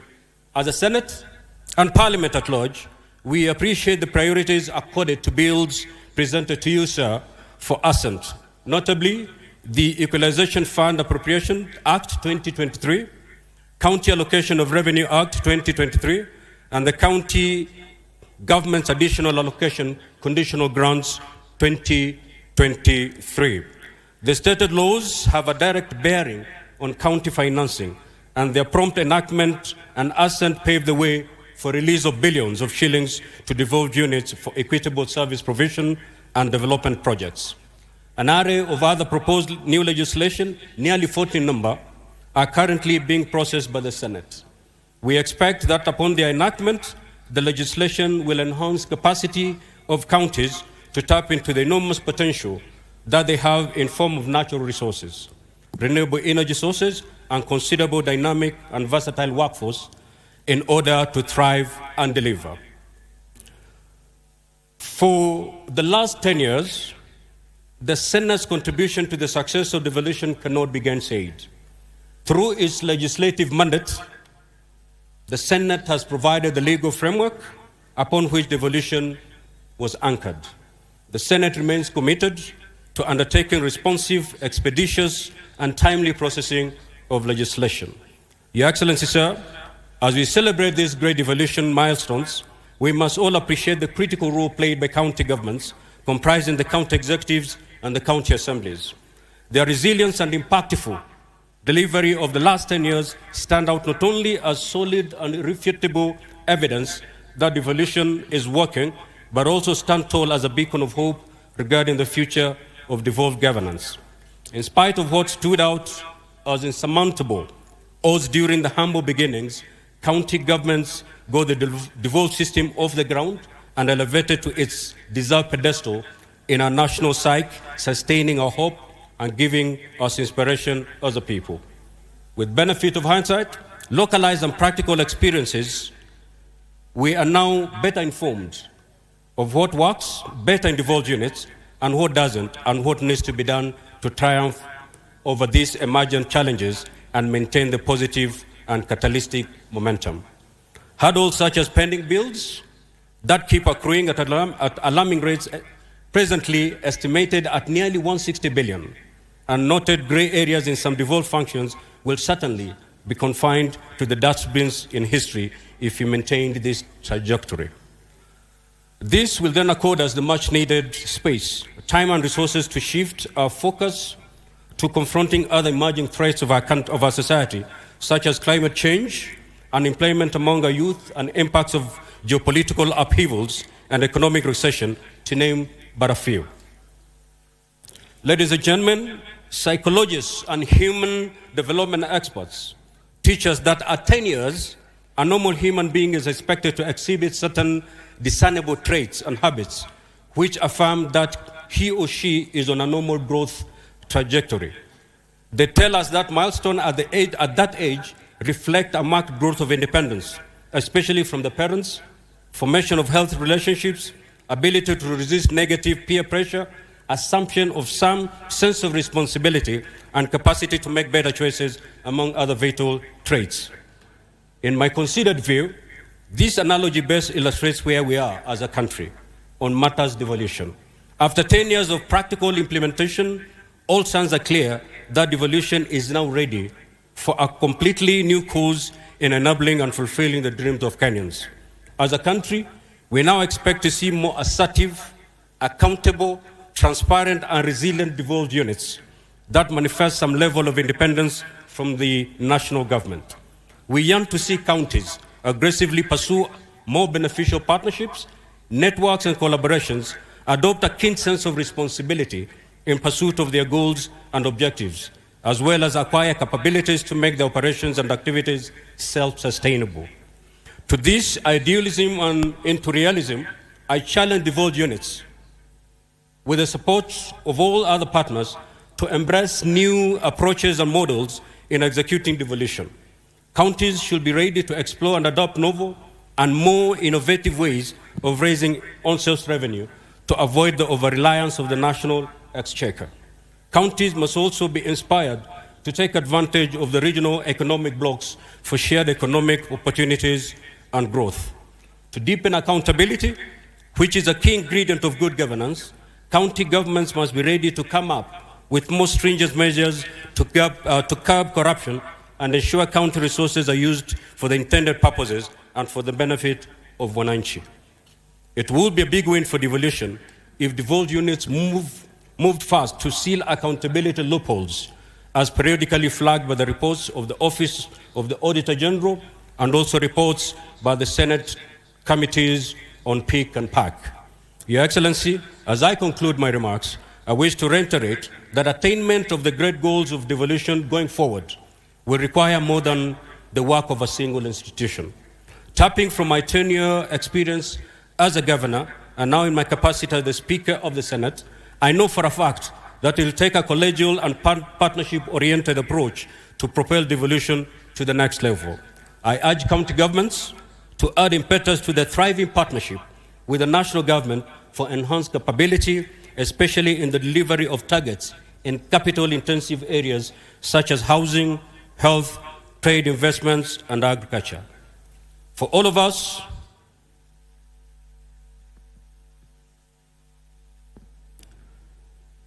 it will be a big win for devolution if devolved units move fast to seal accountability loopholes as periodically flagged by reports of the Office Auditor and the two committees, that is the Senate Committee on PIC and PAC.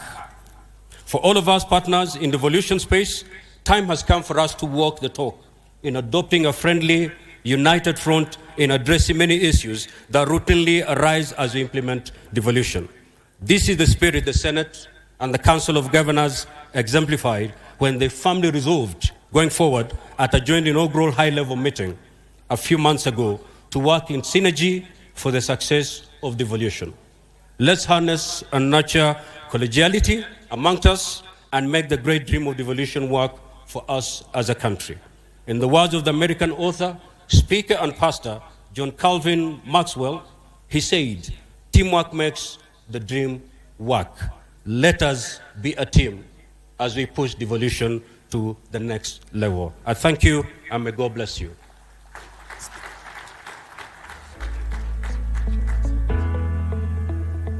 We also have the members of the National Assembly. Please be upstanding so that we acknowledge your presence. Members of the National Assembly.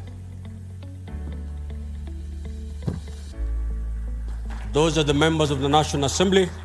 I may not have your names, but we welcome you to the Devolution Conference 2023. And thank you for finding time to come to be with us. Thank you.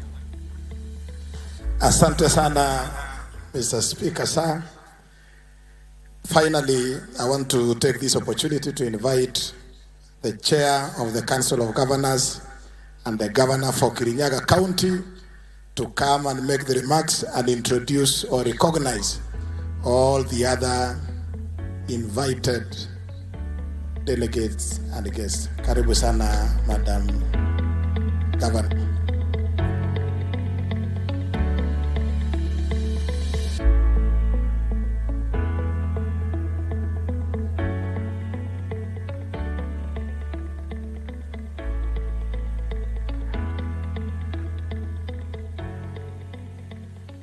Your Excellency, the President of the Republic of Kenya,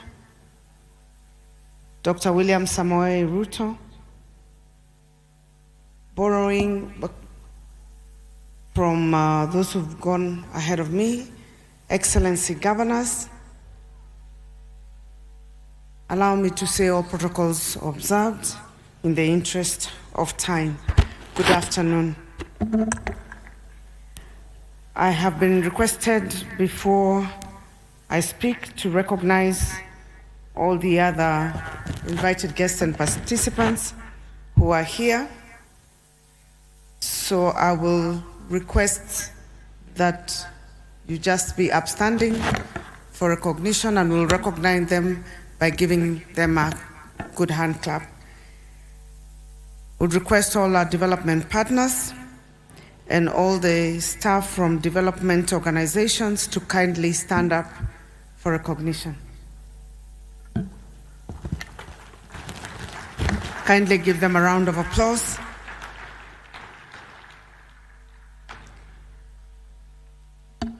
I would assume that the development partners also covered the diplomatic corps. If there are any ambassadors, representatives of governments who are here who did not stand with development partners, you may be upstanding.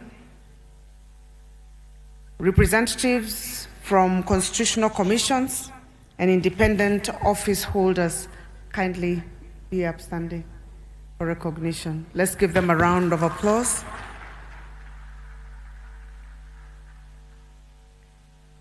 All county assembly members from all the 47 counties would like to recognize you, especially in your role that you play in devolution. Kindly, you may be upstanding. Wow. Let's give them a better round of applause. They're almost half of the room. Karibuni sana. All the speakers of county assemblies who are here, kindly be upstanding.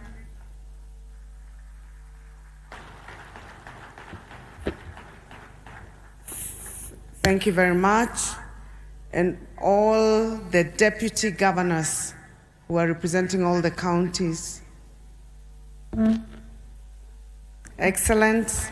I think all of them are here. And before I go to the governors, kindly excuse the mix-up of my recognition. All the CECs and CEOs from the 47 counties and any staff of county governments kindly be upstanding.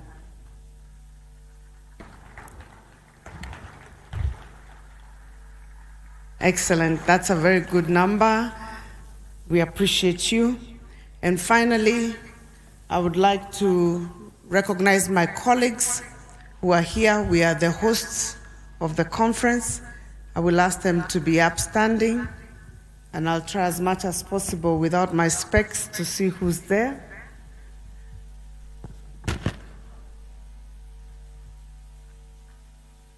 We have the Governor of Uasin Gishu, Governor Jonathan B., Vice Chair, Governor Ahmed Wajir, Governor Cecily Mbarire, Chairperson of UDA and Governor of Embu, Governor Susan Kihika, Governor of Nakuru, Governor Nathif, Governor Garissa, Governor Mudhomi Njuki, Governor Tharaka Nithi, Governor Kahiga, Governor Nyeri, Governor Makueni, Governor Mutula Kilonzo, Governor Mwadime Taita Taveta, Governor Ngaro Kilifi, Governor of Mombasa, Abdul Samad, Governor Machakos, Wavinya Ndeti, Governor Nyaribo, Governor Nyamira, Governor Marsabit, Governor Mohammed, Governor Gladys Wanga.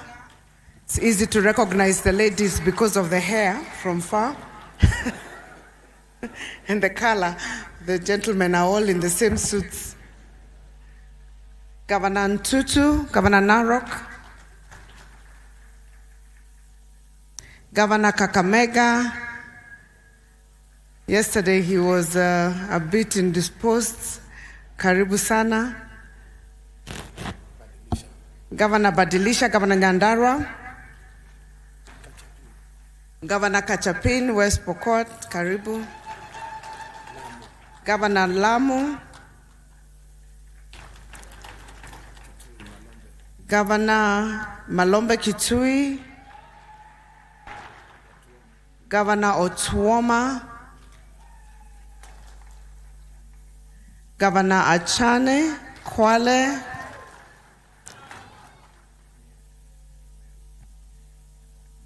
Governor Mwangaza, Meru County,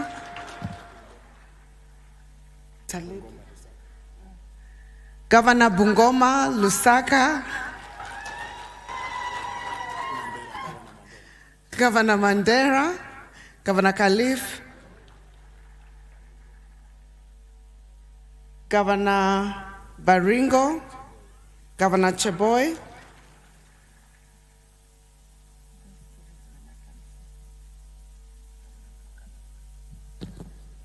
Governor Turkana, Governor Jeremiah, Governor Barchok, Governor Bomet, Governor Samburu, Lelelit, Governor Migori,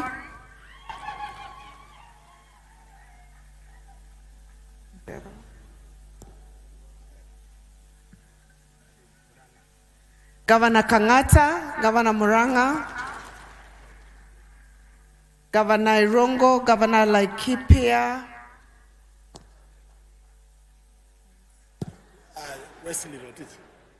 Governor Wesley Rotich. Sorry about that. Governor Mtai Kericho,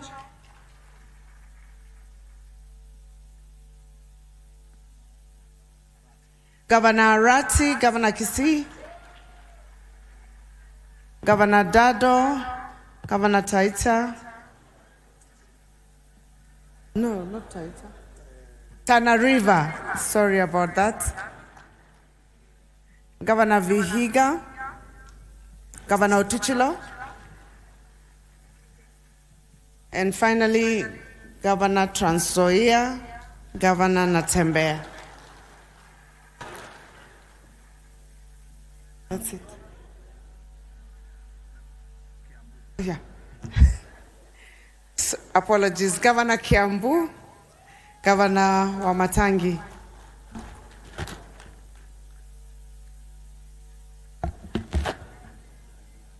And of course, Chief Whip, Governor Nandi, Governor Stephen Sang.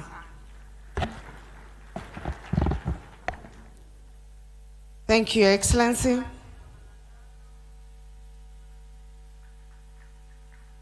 Let's give Governor Nandi a hand clap for steering the session very well.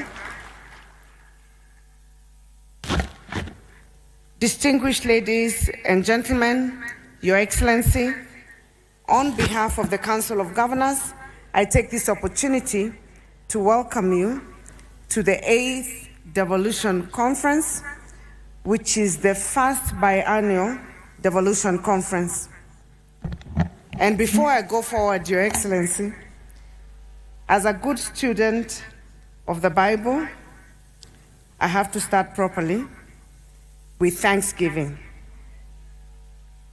Your Excellency, accept on behalf of my colleagues our sincere gratitudes for the end of year disbursements, which were on time for the first time in 10 years.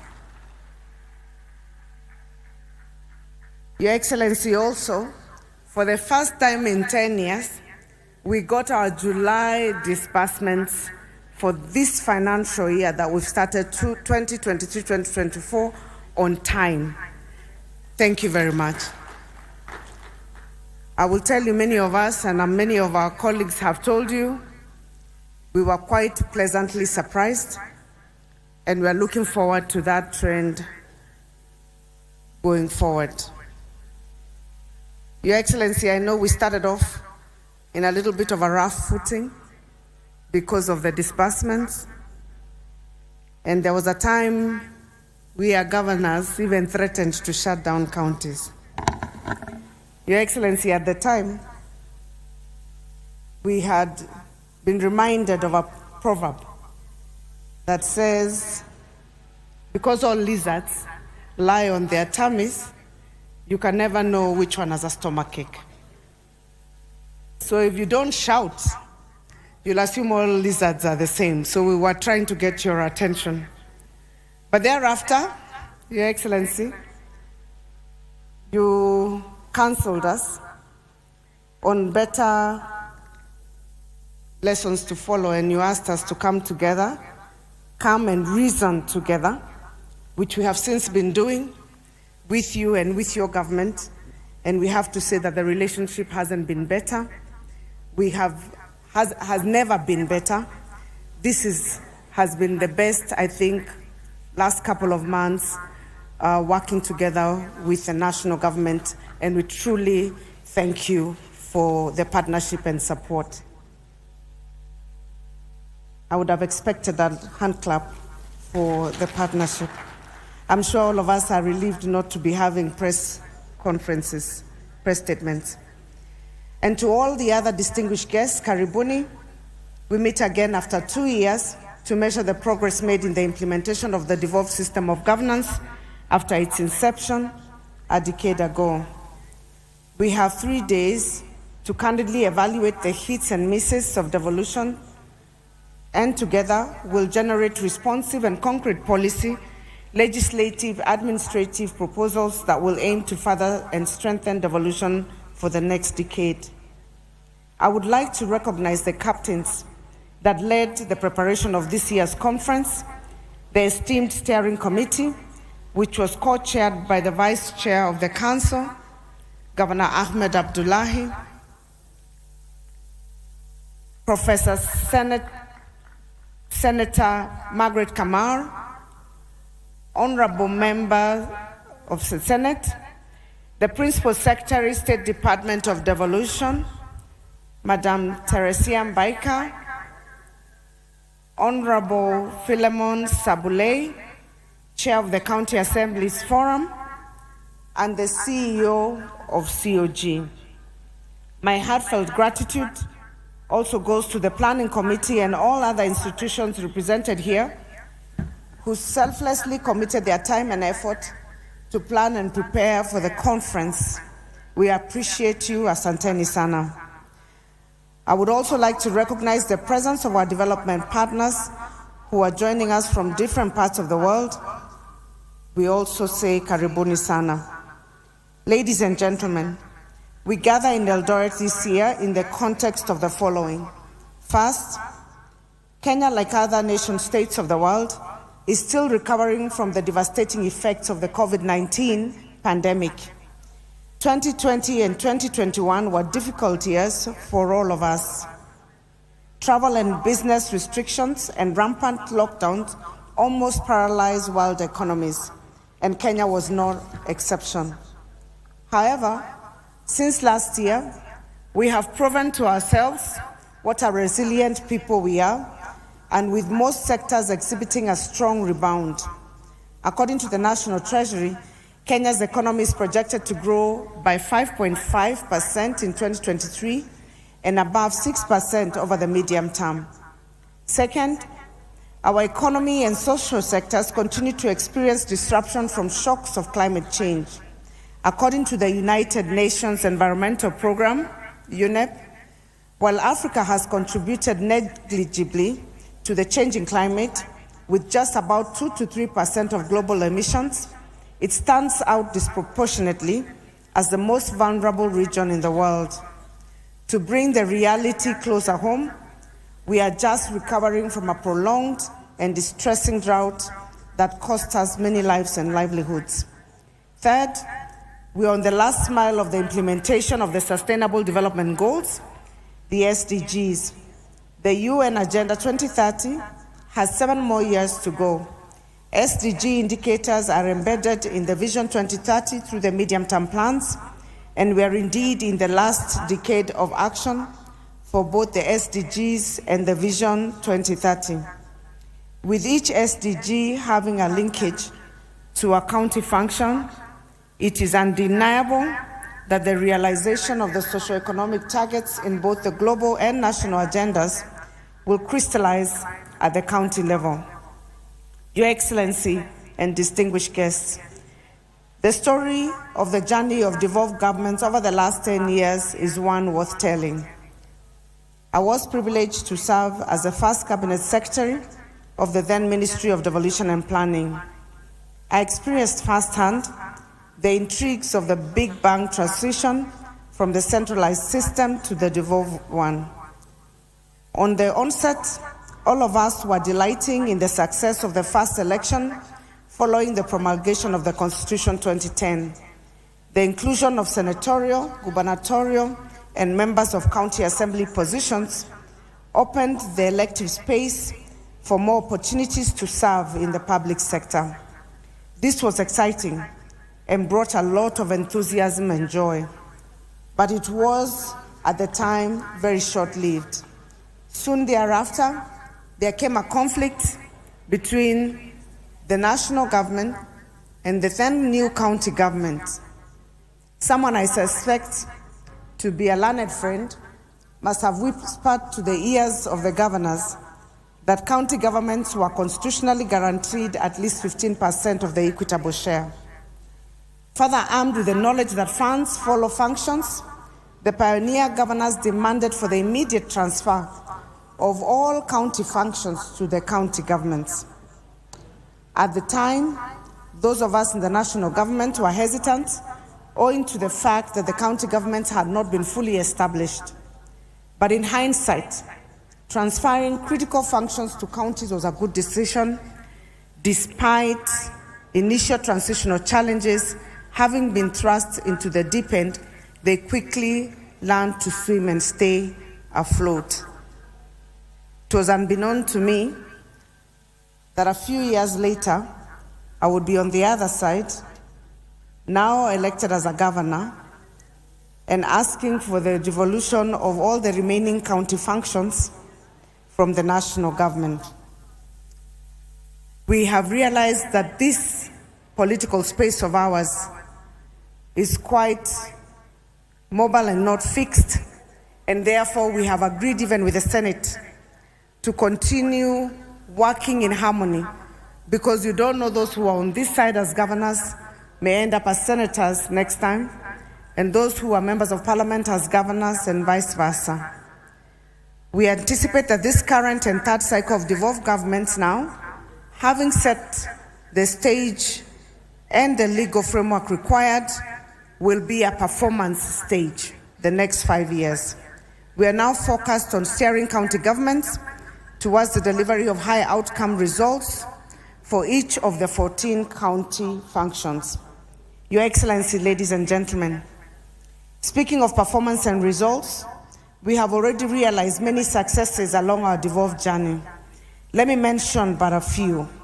For the first time since independence, Mandera County performed its first cesarean delivery at Takaba Sub-County Hospital in 2014. In Samburu County, maternal deaths have over the last 10 years declined by over 79% since the county government constructed housing units within the health facilities for expectant mothers to move in with their families weeks before delivery. In 2013, at the time county governments were taking over the health docket, there were only 8,466 health facilities across the country. As at the time of reading the State of Devolution Address in 2022, there were 13,722 health facilities in the counties, almost double. Many counties have improved their community health outreach, improved human resource allocation and skills, as well as improved their medical facilities to level 5, such as in Kakamega and Kirinyaga, and upgrades to level 4, such as in Wajir. In the last decade, we have seen county health facilities offer specialized services such as dialysis, thereby reducing the burden on national referral hospitals.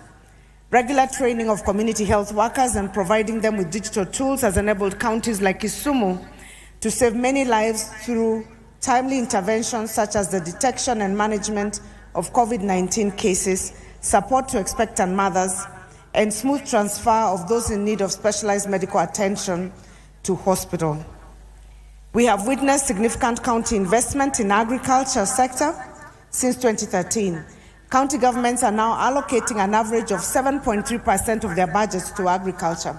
The initiation of the 1 cow per household program in the financial year 2013-2014 by Kakamega County has translated into the following.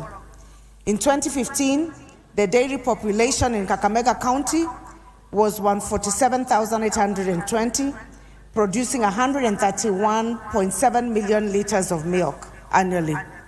In 2022, the dairy herd has increased to 170,000 herds of cattle, resulting in a 30% increase in milk production in that county.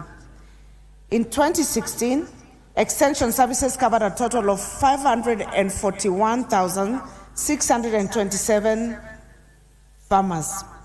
When I read the State of Devolution Address on 30th June 2023, I reported that farmers accessing extension services now in Kenya total 3,555,182.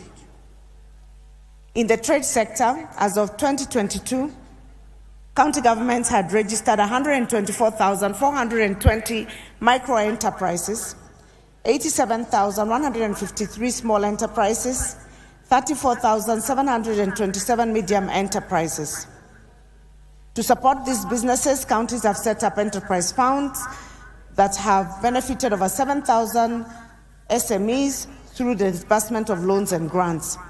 These are quantified in meat production areas such as in ASAL counties, high fish production in non-traditional counties, as well as continuously improving yields in cotton, rice, coffee, and tea growing counties, production in those counties. The Wezesha Kirinyaga Economic Empowerment Program is a county initiative whose objective is to organize farmers' groups into cooperatives to enhance their capacity for the sustainable commercialization of value chain-based activities. By incorporating digitization and related technologies and aggregation centers, new income streams have resulted through chicken rearing, egg production, aquaculture, and fingerling production, dairy farming, and enhanced milk production, improved tomato farming through certified seedlings, amongst other value chains. The Wezesha Kirinyaga program has had a far-reaching direct impact on 49,697 farmers, and there are an additional 148,973 farmers who have benefited indirectly. The innovative Chuka market, which has a creation in Tharaka Nithi County, has provided emotional security for parents and enables traders with young children to better focus on their trading activities. There is so much more, like ECD improvements in Kwale. Wajir is now growing vegetables, urban planning in Vihiga powered by digital innovation, and there is a lot more that we've also seen in the video. As I tie up my quick highlights of county successes, I cannot forget to mention the fact that county governments have been at the forefront of promoting the adoption of climate-smart technologies and solutions. The county government of Kilifi is leading efforts to conserve the environment by encouraging residents to reduce charcoal use and turn to briquettes as a clean source of energy. Through the Voices of Just Climate Action Initiative, birthed from the signing of a 5-year partnership with the Clean Cooking Association of Kenya, the county has donated briquette-making machines to its 7 sub-counties as a strategy to reduce deforestation and charcoal burning. There are over 200 stories relating to best practices and innovations on the service delivery that have emerged from counties in the last decade. I cannot mention all of them today, but I invite you to visit our Marifa Center to witness the remarkable transformation documented in the devolved sector. Let me make a clarion call to all devolution champions. Devolved governments have faced and continue to face a myriad of challenges. Shortage of funds, misalignment of policies, laws and administrative actions, slow implementation of intergovernmental decisions, sometimes ineffective management of human capital, slow implementation of intergovernmental decisions, among numerous other factors. These setbacks collectively undermine the powers and functions of county governments. Having seen what devolved governments have achieved and realizing their potential to do much more, even faster, allow me to make a clarion call to all devolution champions. Let us be driven to grow our nation. Let us endeavor to match the aspirations of our people. Let us commit to deliver timely services to our citizenry, and let us wholeheartedly commit to placing Kenyans first, as in Kenya Kwanza.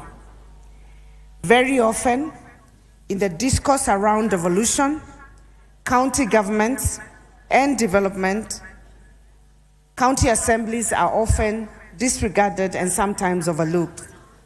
Allow me, Your Excellency, to take this moment to raise an issue on behalf of the county assemblies.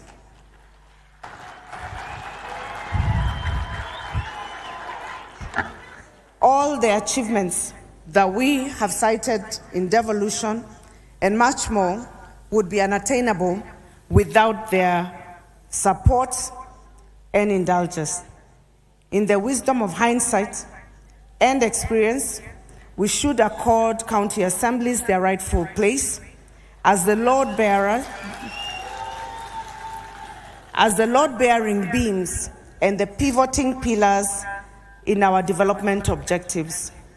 We achieve this by first, Your Excellency, and I know that you're very much in support of this, first accepting their full autonomy so that they can be granted separate autonomy from county governments. And it will also ease a lot of pressure on our side as governors so that we are always not push and pulling between the county assemblies and the county governments. The second thing, Your Excellency, is that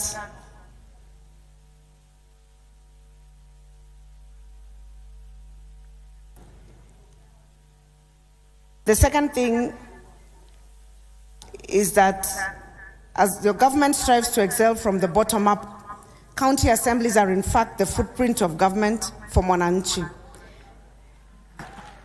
Their community obligations, Your Excellency, as you well know, may not be sufficiently captured in their job descriptions. Yet their remunerations has been reduced over the year. Your Excellency, you can imagine those who are county assembly members in the previous and ran again to be re-elected, only to come and find that their terms had been reduced. I know, Your Excellency, that you're wise, you're kind, you're long-sighted, you're visionary, your resolve is all that is required. And Your Excellency, all I can say is that for the county assemblies,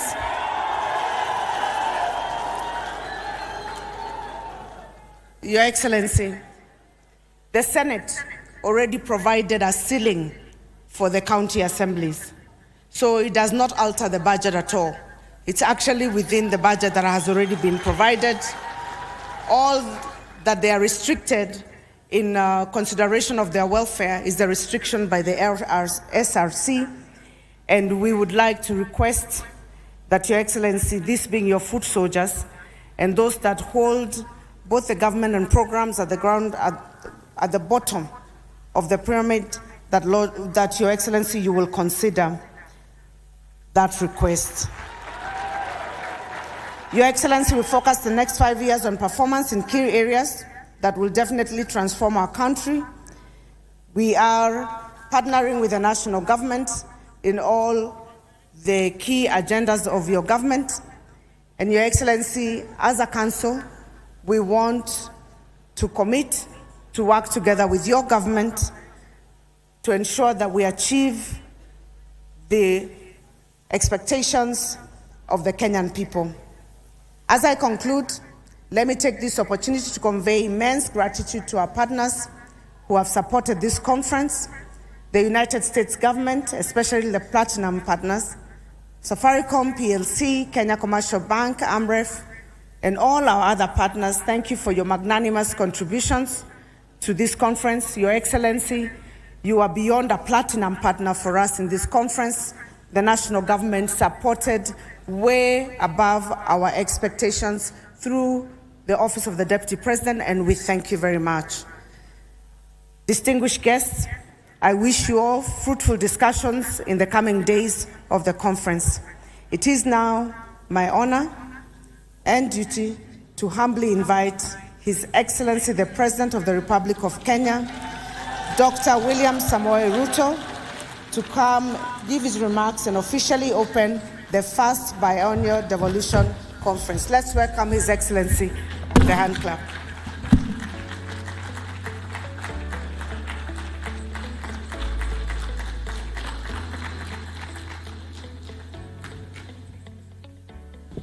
Asante sana, Madam Chair. Tafadhali, let's take our seats. Thank you very much.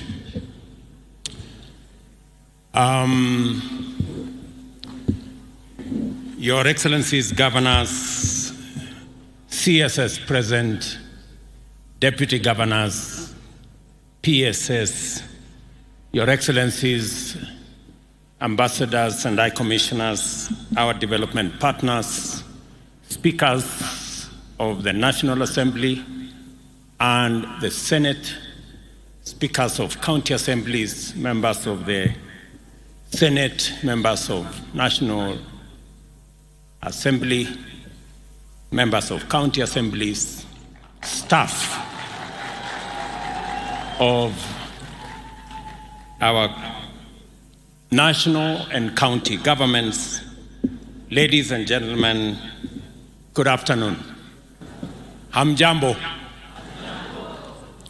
Let me take this opportunity to welcome all of you to my hometown.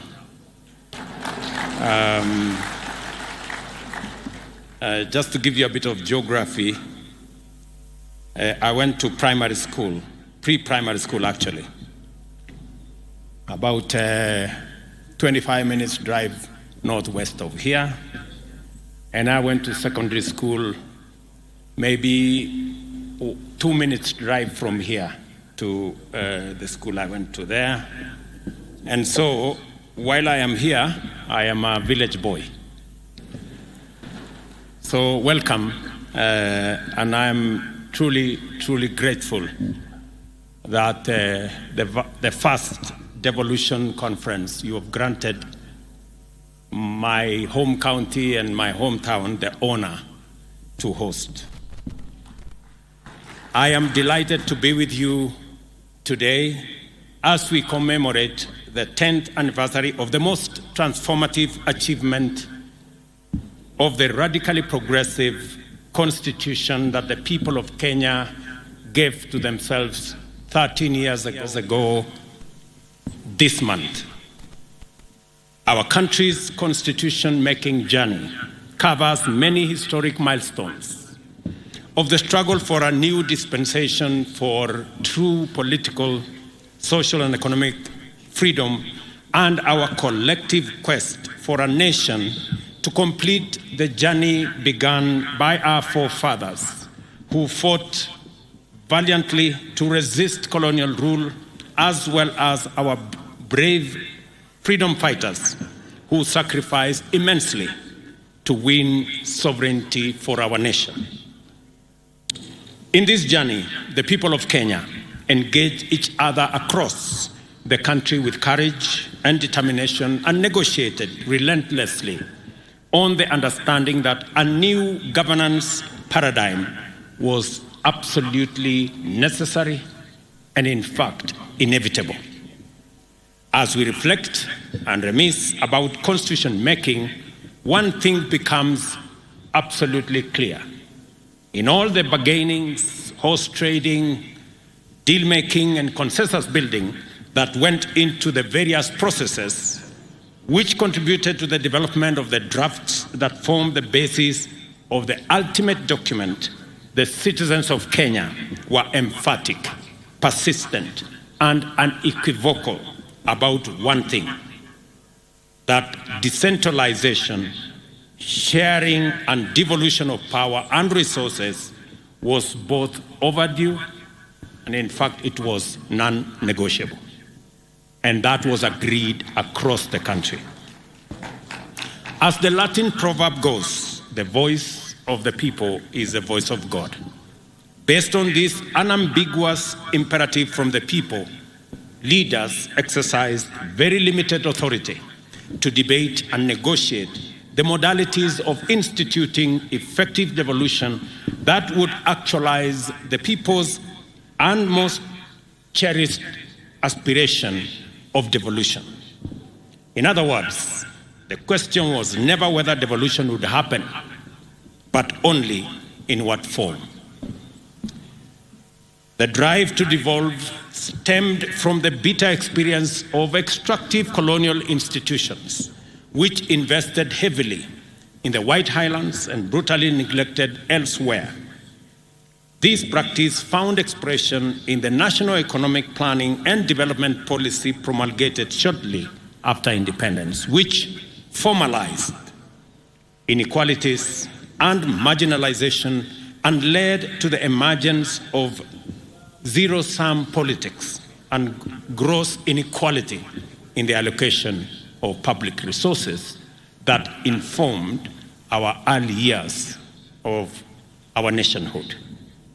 This resulted in underdevelopment and economic stagnation, weakening of nationhood through strained bonds of cohesion and common endeavor, and a torn social fabric. Kenyans knew what the problem was, and as well, they knew what was the cause. This is the reason for the unanimous insistence on decentralization and sharing across the country. I therefore recall engaging with my parliamentary colleagues over a protracted period about how many levels of decentralization there would be and how many territorial or geographical units of devolved governance we would need. Some people went for 4 levels of governance, while others preferred only 2. An ambitious middle ground proposed 3 levels. Similarly, reluctant devolutionists campaigned for 8 units to coincide with the administrative provinces, whereas others wanted 14 regions, yet others demanded numbers varying from 24 to 56. I happen to have been part of this history, and I am very privileged that I participated in this conversation. And I'm very happy that today we are celebrating 10 years of devolution. What was no longer subject of controversy or subject of canvassing was the principle and object of devolution. The people had been clear, and on 27 August 2010, Kenyans ratified a constitution which embedded devolution into the very definition of our republic under Article 6 that describes the territory of Kenya, not only in terms of its boundaries, but also according to our counties. In Article 10, the Constitution also highlights sharing and devolution of power, democracy, and participation of the people, as well as equity, social justice, inclusiveness, non-discrimination, and the protection of the marginalized as national values and principles of governance, with preemptory implications for the exercise of constitutional authority by any person at any place at any time. Counties are therefore intrinsic to the Constitution and proper definition of the Republic of Kenya. They exist to serve as platforms of actualization of the sovereignty of the people in several fundamental ways. They make state power more democratic and accountable and promote unity through diversity by arbitrating between competing political impulses towards disintegration on one end and over-centralization on the other. Devolution also restored to the people their powers of self-governance and promoted their participation in the exercise of powers of state and in making of all decisions that affect them. Under devolution, our communities regained the right to manage their own affairs, while the interests and rights of minorities and marginalized could no longer be ignored. Article 174F of the Constitution sets out what the chair of the Council of County Governors, my dear sister there, Anne Mumbi Waiguru, correctly referred to as the role of county governments as the last mile implementers of critical development agenda, including the AU's Agenda 2063, the UN Sustainable Development Goals, Kenya's Vision 2030, and the bottom-up economic transformation agenda. It states that one objective of the devolution of government is to promote social and economic development and the provision of proximate, easily accessible services throughout Kenya, as is that of enhancing checks and balances and separation of power. To remove any doubt as to what Kenyans really wanted to do with devolution, the Constitution sets out one object of devolution to be that of facilitating the decentralization of state organs, their functions and services from the capital of Kenya. By design, devolution was destined to instigate unprecedented transformative change in every part of our political governance and development reality. It recalibrated our democracy, development, and reoriented policy making by simply redefining what was at stake at all times and handing over power to the people in their greatest number. This change was dramatic, and a change management framework was essential to the smooth transition into the brave new world that we got ourselves into. Despite the efforts of the Transition Authority and the Commission for the implementation of the Constitution, the inauguration of devolution a decade ago was fairly noisy. And I know it because I have had the privilege of being the chair of IBEC since the first day we rolled out devolution until I changed jobs. Executives of both levels could not agree on mandates, each suspicious that the injury of losing functions would inevitably be followed by the insult of losing funding. Legislatures, too, had their friction. At the same time, county assemblies and executives had many a disagreement over respective authority and limits, while at the national level, the Senate and the National Assembly engaged in a tug of war over oversight and budget making mandates, even as both eyed the national executive with restless suspicion. We were suspected by the National Assembly. We were also suspected by the Senate. So we didn't have many friends. The Council of Governors quickly emerged as a forceful champion of quick and total devolution, challenging elements in the national government which were still reluctant to let go of many powerful functions. I remember we had in the law a period of 3 years to transfer functions, but we transferred almost 90% of the functions in the first year. And many people thought we didn't make the right decision. With the benefit of hindsight today, I think we made the right decision to accelerate the devolution of functions because it gave county governments the opportunity to develop the capacities to be able to appropriate those functions and take over their mandates. Those were very hard times because I remember them. But there were also times of fast learning and quick adaptation to relentless change. We discovered the limits of adversarial competition and zero-sum contests and recognized the power of alternative dispute resolution and patient consensus building. Article 189 began to make sense and to take shape of a very inspired consent,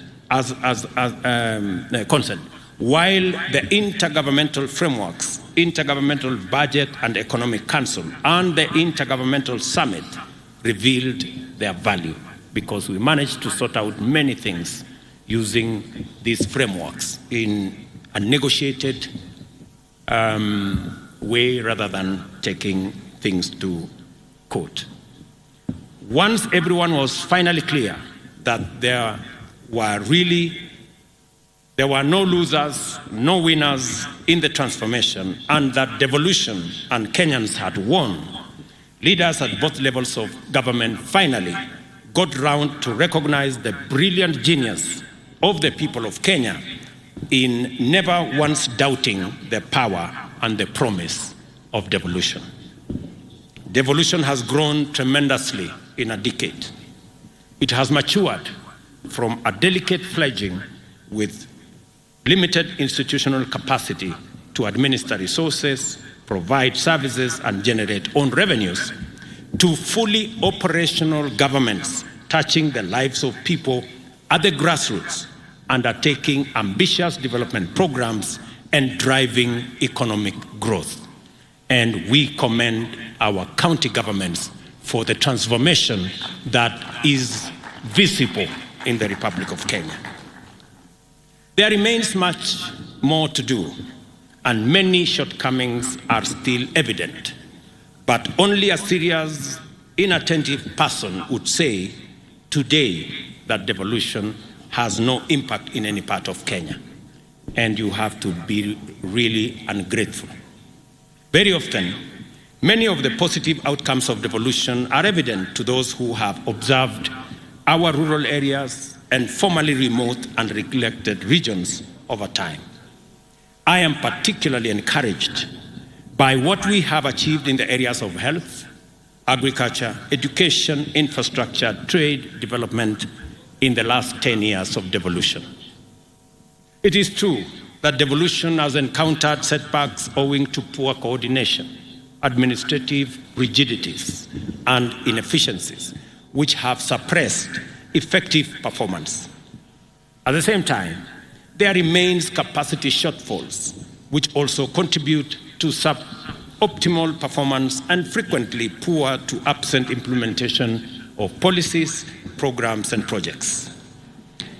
It cannot be denied that on the whole, the management of the equitable allocation framework can do with a timely and more efficient administration. Delays in disbursing allocation to counties have tremendous negative effects which cascade all the way to the households at grassroots level, leading to poor outcomes in many sectors. There is no excuse for this, and we simply have to do better. As has been said here evidently, and as I made a commitment, there are three fundamental issues that inform this particular assertion. Number one, we made a commitment that we are going to analyze and frame all the remaining functions that are still being discharged by national government and transfer them to the counties. I am very happy that between the national government and the transition, the committee that is responsible for that job and the other stakeholders, we have finally agreed on the functions that should be transferred. An analysis is going on the funding that will accompany the transfer of those functions. And I am told that in the next 60 days, we should be able to transfer all the remaining functions to our counties. Number two, as was said by the Council of Chair, the Chair of the Council of Governors, being a strong believer in devolution and having made a commitment that we will do what is possible to make sure that we try to the extent possible to keep to the timelines of disbursing money that is due to counties. Two things have happened. Unlike last financial year, where we crossed the year with about 30 billion due to counties, this year, I did make sure that every cent that was meant for counties was paid before we closed the books for last year. And again, we have paid the July allocation on time. I intend, to the extent possible, to keep to this schedule so that counties can manage their issues, deliver on their mandate, serve the people at the grassroots, roll out their programs, implement their projects in a timely manner and in a way that benefits people at the grassroots. It is for the reason that I have managed to do that with my administration. We also gave a commitment to support the bottom-up economic transformation agenda by promoting stronger performance at grassroots through collaboration with county governments and enhancing the equitable allocation of the county governments from 370 billion in the 2022-2023 financial year to 385.4 billion in 2023-2024 financial year. The Equalization Fund was also allocated 8.3 billion, an increase of 1.2 billion in the same period. We made a firm commitment to the people of Kenya to strengthen devolution by implementing specific interventions. First, we undertook to transfer all the functions, as I have said. Second, we pledged to implement a framework that ensures national agencies carry out devolved or shared mandates, operate a funding followed functions principle with respect to devolved functions, which I have said we will roll out in the next 2 months. Additionally, we promise to support county governments in improving their capacity to generate their own income and reduce over-reliance of transfers from the national government. I will speak to that later. Further, we vowed to ensure that shareable revenue is transferred to counties in a timely and predictable manner and in accordance with the law. Finally, we undertook to transfer funds owed to beneficiary counties under the Mining 2016 and the Petroleum 2019 Acts, and to collaborate with counties to increase the capacity of such counties to benefit from extractive resources. Money that I have instructed to be disbursed this year. We recognize that the bottom-up economic transformation agenda will achieve its highest potential and lift up the highest number of people if we focus thoroughly on collaboration with county governments in order to empower them as the stewards of development at the grassroots or at the bottom, as it were. I recognize the merit in demands for increased allocation of shareable revenue to counties. I also realize that even if devolution is, by law, a two-tier affair, it should, in practice, reach the lowest and smallest possible unit of political organization. Under the principle of subsidiarity, the ward must in time become a central driver of bottom-up economic transformation. I am also in support of taking devolution to its fullest extent. I thank the Council of Governors for the well-organized format of this conference, and I know the Chair has mentioned 2 other things apart from what I have mentioned: the issue of making county assemblies truly independent and financially so. I think that is an aspiration, and that is a concept that I share, and we will work with the necessary stakeholders and institutions to make sure that the Senate provides the framework for the independence of our county assemblies so that they can have their independent votes. I know a matter has been also raised about salaries and allowances. That is a very difficult one, I must admit, because the balance is between increasing the salaries of those of us who have jobs or creating opportunities for the 4 or 5 million who do not have a job. That is the conversation we must have. So it is quite a balance, you agree. So hapo iko kizungumkuti kidogo na tutaongea. What I want to promise you is that we are going to work with all the institutions, because I have requested SRC to give us a proper advisory on the matters of salaries and wages. It is a subject that, as a country, we must confront. We must know that from the president to the assistant at the office, we all work for the people of Kenya. We live in the same country. We take our kids to school. We provide for their upkeep, provide for their food. We pay the hospital bills, all of us.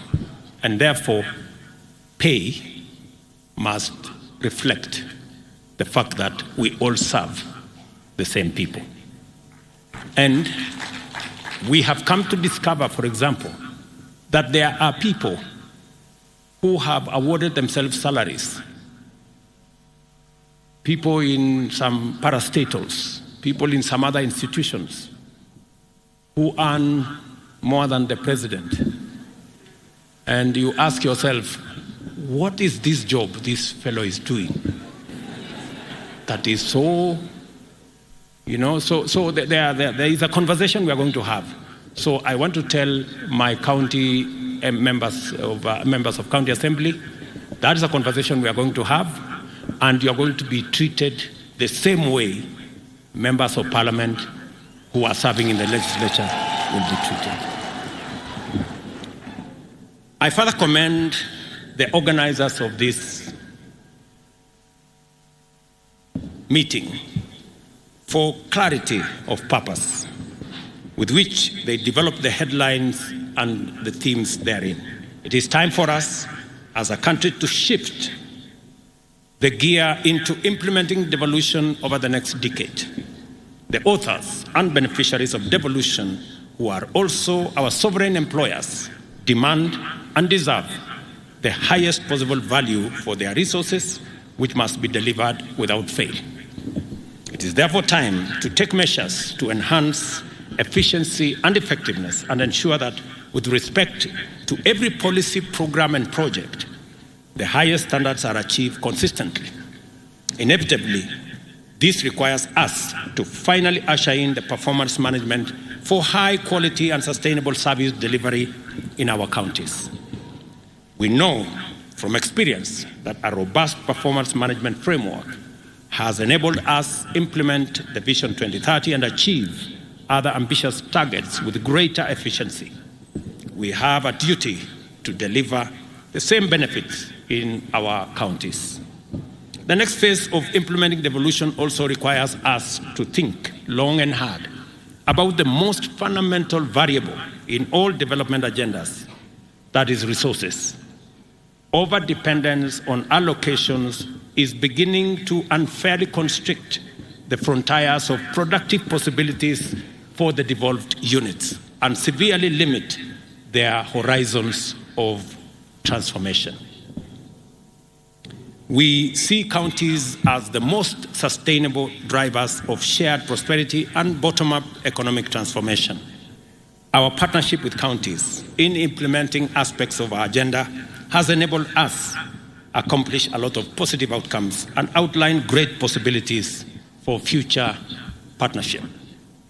The micro and small and medium enterprise sector, jua kali and other informal hustles, agriculture, livestock, fisheries, beekeeping and other economic activities can be transformed by increased support from county governments into sustainable pathways to higher earnings, wealth creation and poverty reduction. The emergence of regional economic blocs and other inter-county collaborative mechanisms to kickstart broad industrial activity are a highly promising development. The possibility of consolidation and joint exploitation of opportunities also makes it possible to package competitive opportunities for local and international investors. All these opportunities have significant positive implication for county revenues and therefore revenues available for counties to implement transformation on a more ambitious scale. Of course, I must not forget to acknowledge the role played by our development partners, local and international investors, philanthropies, civil society, and other action groups, as well as volunteers and well-wishers who continue to support devolution and devolved governments. One of the purposes of devolution was not only to enhance participation and inclusion by promoting diversity, it was also to make marginalized communities and minorities to be centralized in our democracy and to be properly represented and have opportunities to participate and benefit from it. We must therefore remain vigilant to ensure that this critical imperative is realized and to be ready to undertake robust affirmative action to protect women, to protect youth, the disabled, as well as minorities and marginalized people. In her clarion call for champions of devolution, the chair of the Council of Governors enumerated various challenges faced by devolved governments, and her assessment is fairly well considered. It is important that we endeavor to resolve these challenges, and I believe that a number of commitments and interventions I have canvassed above go some way towards addressing them. One item was conspicuously absent from the chair's list. It is well known, has a long pedigree, an equally formidable legacy of devastation. Kenyans agonize continuously over it and would like to witness decisive action to bring it to an end. It is poor governance and specifically corruption manifested through incompetence, negligence, poor professional standards, inefficiency, waste, mismanagement, and outright theft. I am happy that the plenum session set out good governance practice as one focal area for the attention of this conference, because I have made my commitment to good governance and in particular decisive action against corruption very clear. On the 10th anniversary of devolution, we must use the 8th Devolution Conference to speak emphatically to an issue that must disturb all of us. As far as I can tell, it was never the spirit or intent of the people of Kenya to devolve corruption, mismanagement, and malpractice to counties. Yet, many counties have evolved into notorious epicenters of wanton looting, with everyone from the executive to the county junior staff implicated in a wild free-for-all at the expense of essential service delivery. Many innocent Kenyans are victimized, undeserved, or altogether neglected on a daily basis because of this devolved criminality. Counties must not become drivers of scandal, incubators of graft, or embezzlement hubs. The people of Kenya deserve better, and they must be rid of this reckless betrayal. We must liberate the devolution from corruption. I speak about this with passion because it is a conversation I have equally had with my cabinet and my PSs and members of parastatals. It is a conversation we have had. It cannot be business as usual, friends. And this fight, we have to lead it from the front. It causes mayhem and chaos in the delivery of public service. And Kenyans across the board, from all political, from the entire political divide, want us to stand on the same side against corruption. I know they do. For this reason, we shall treat corruption at all levels of government as a high priority law enforcement issue requiring expeditious and decisive response. Regardless of position, office or status, any person implicated in the loss of public funds, whether in the national or devolved government, must encounter the punitive consequences of their action in full. I expect the agencies concerned to move with speed and attend to the many cases of corruption that are festering in many counties, including Uasin Gishu County. I wish to submit to this conference that we have a proven hack, a smart solution to kill the two birds of poor governance and efficient delivery of service with one stone. That hack is digitization and automation. I therefore encourage you, my friends, the good people who run our county governments, to embark on the journey of integrating digital solutions and ICT to service delivery and project implementation in your counties. We are open and we are going to support all the county governments to digitize their service. I am very happy that many counties have come forward to work with the ministry responsible, the ICT ministry, and the Ministry of Interior in making sure that we digitize all our services. I have also instructed the departments responsible to work with counties. If you need support in matters of raising revenue, digitizing the revenue space, we are going to work with you so that as we digitize services or collection of taxes at KRA and other areas, we are ready to work with the counties to make sure that we support the counties as is required of us by the law in making sure that you too are part of this digitization and automation process. Let me make a summary let me make a summary in a very short way of where I think what I have said in many words. There are 5 points which I want to put across to my friends, leaders who are here. I know we have ministers here, we have governors here, and all our executives are here. We have PSS, we have CEOs, we have CECs, we have very senior staff from all our counties. It is said that you cannot do the same thing in the same way over and over and expect different results. It is actually a streak of madness if you expect anything different. So, as a country, we have a historic moment to take this country to the next level.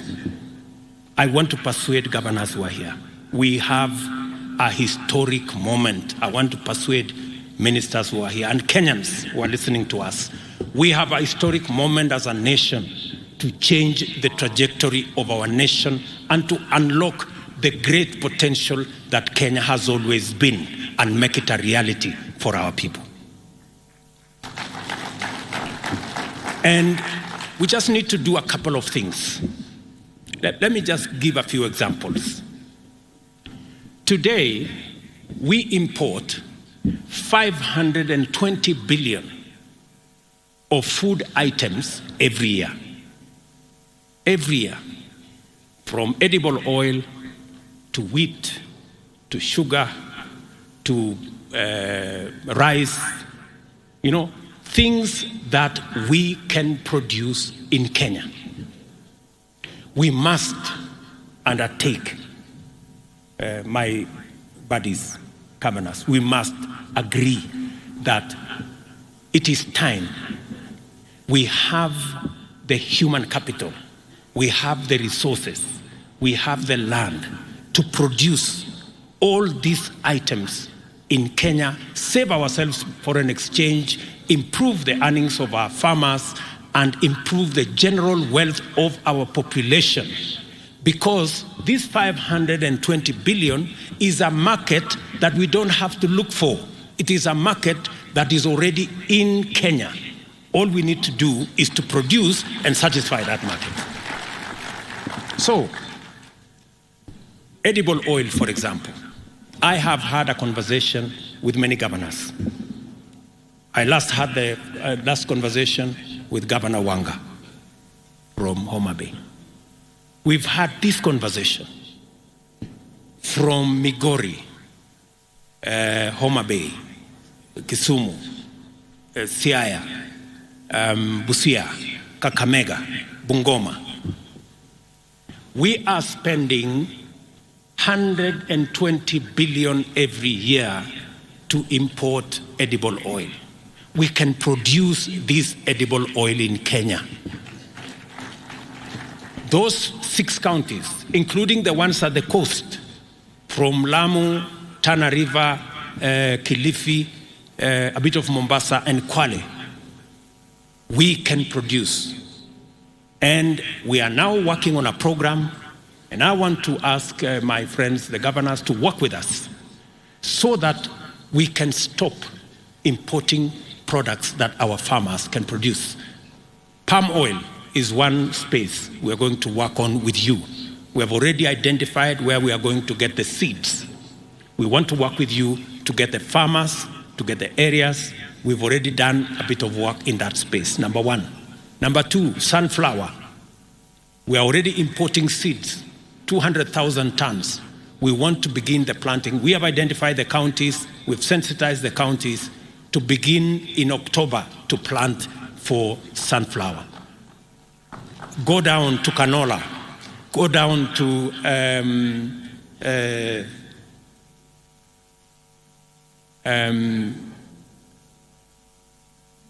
sesame in Busia. Go down to, what is that other? Groundnuts and the rest of them. We have all that space to produce edible oil in Kenya. I want to encourage the counties who are here to work with us. Collaboratively, we are going to unlock a huge potential. Rice is one such. We have 120,000 acres in Tana River. We have an extra 20,000 acres in Kirinyaga. We have almost 20,000 acres in Busia. We have another 20,000 acres in Ahero. We have almost 30,000 acres in Kucha. I think that must be in Migori. With 200,000 acres, we can produce 800,000 tons of all the rice that we today pay 70 billion shillings every year to import.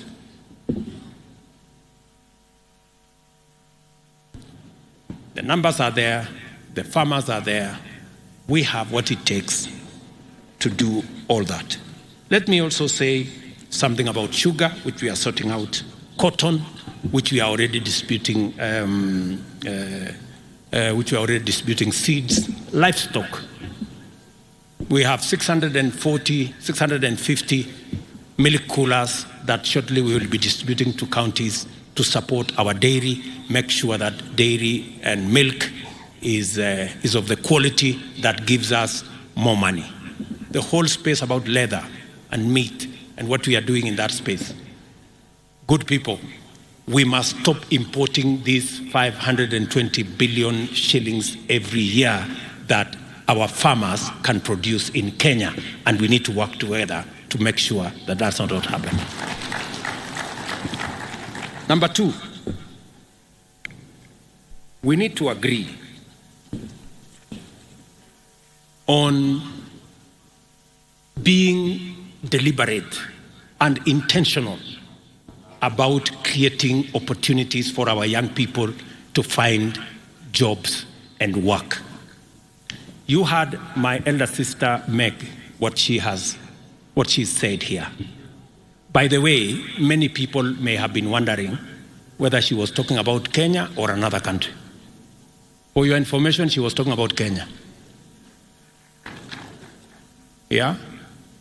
And we have managed, you've seen the list of investments that have been done in the last 12 months. And it is because we made a conscious decision to change some of our policies.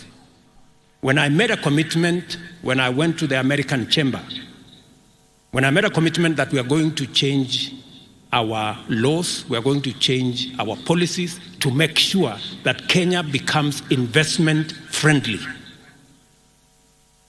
Many people did not realize where we were going. Today, of all the 9 or 10 issues Meg put here, we have implemented 80, maybe 85%.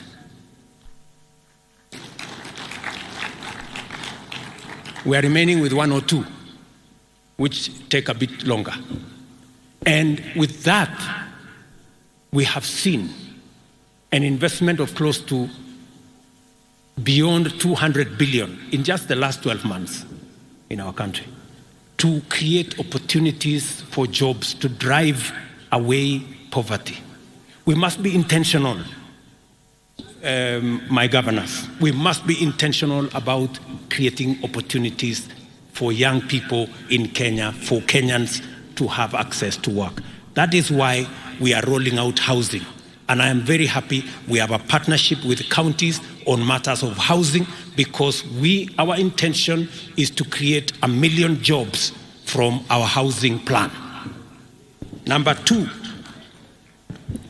we are targeting, because when you heard the American ambassador say companies are giving accounts, witness accounts, that our Kenyan workforce, human capital, is the best globally,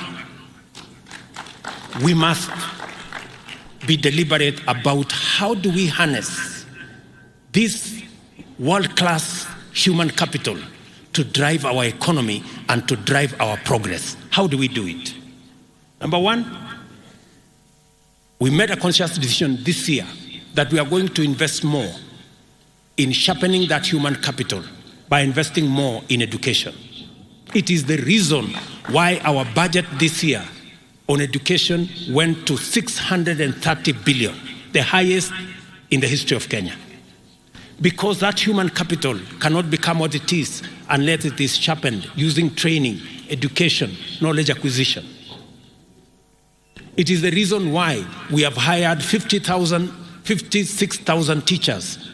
It is the reason why we have changed our funding model so that we make sure that it delivers much more accurately on the aspirations that we are looking for, on the skills that we are looking for. But we must be intentional about, as we invest in education and training of our human capital, we must be intentional on when they leave school and college and university, we must also be intentional on job creation. And for the first time, that is what we have done. We have been intentional. That is why we have the housing fund, so that we can generate 1 million jobs using our housing plan, number 1. Number 2, that is why we are intentional about digital jobs. You heard the earlier presentations here. We intend to create another 1 million jobs in the digital space.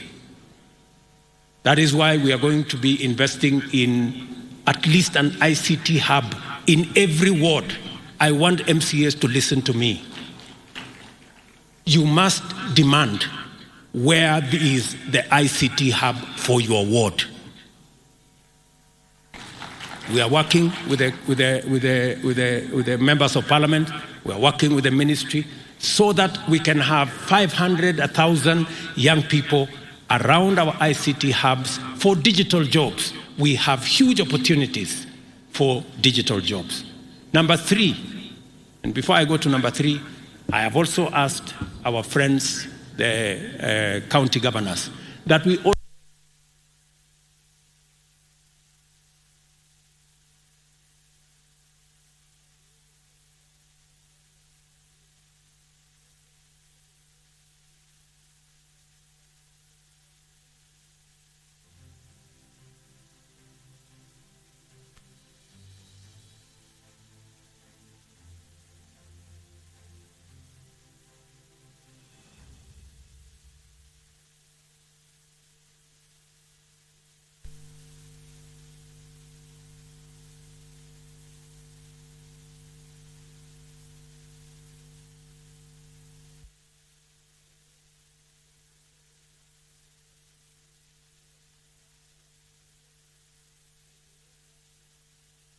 clear directions to my dear sister.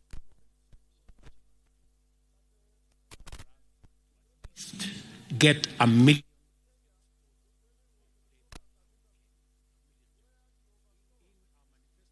commitment that we want to increase our remittance from diaspora from $4 billion to $10 billion. That is 1 trillion shillings. That is going to be an opportunity for us to create jobs. And finally, on matters job creation, we have advertised, I think, the first 14 county aggregation and industrial parks. We have already gazetted, I think, 5 special economic zones. It is one of the conversations we had with the American Chamber of Commerce. You just heard the opportunities. The American market alone is expecting more apparels from Kenya. That is why we are establishing a special economic zone in Busia, in Eldoret here, in Naivasha, in Dongokundu, in Sagana, in Del Monte, down there, and we are looking for additional land so that we can increase the scope of our exports into the globe. We have huge markets waiting for our products out there. Those are areas of job creation. You just heard that with the little intervention we made, there is a new investment in Athi River that will create 20,000 jobs. These are opportunities, and I really want to have a conversation with the county governments so that they too can take up and pick up these opportunities and drive them. I wanted to say this. We must be intentional, we must be deliberate about creating opportunities for Kenyans to work so that we can improve their incomes and we can drive our progress. Number 3, partnership. My friends, governors, I'm really asking you to work with the national government. In this national administration, you have a partner and a friend. We have no intention whatsoever to take over any county function. We have no intention, and I want to say on this platform, all we want is to support the county governments for them to achieve their mandate, and we will support you to the extent that you want us to support you. Yeah? Because we do not want to take over any function. We want to help, because the success of every county is the success of Kenya. Because we do not have citizens that belong to the national government. We have only one citizen. Those who elected you are the same who elected the national government. Sindio wangwana? So hapo ndio mimi niko. So issues like UHC, we want to work with you. Community health promoters, we have already agreed on a formula. We will co-fund the 100,000 community health promoters. We are going to equip them as national government. We are going to work together to make sure that delivery of health products, health services is efficient and reaches the last mile, and counties are best placed to do that. We need to work together on markets. As you have seen, markets is run by counties. But as you also know, in my campaign, Mama Mboga was front and center of my campaign. I simply cannot walk away from them. So I have to build these markets. And we intend to build 400 markets across Kenya, maybe 500.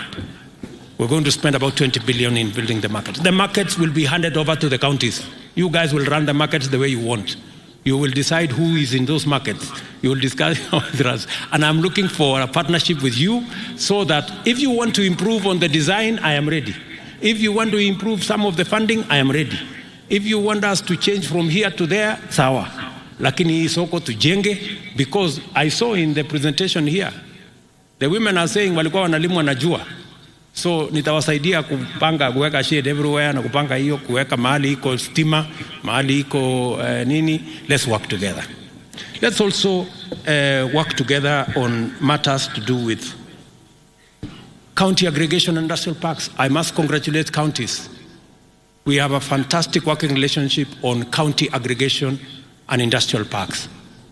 They will be managed by counties. We will co-fund and they will run with it in terms of agro-processing, value addition, manufacturing around that space. We need to work together on distribution of fertilizer. I must commend many counties who have worked with us in providing the last mile delivery.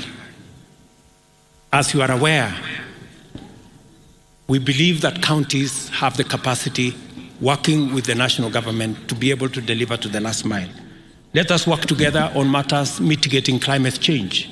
I am very happy that today you overshot your target of planting 2 million trees. I am told by the chair you planted 7 million trees. Tuwapigie makofi counties jameni.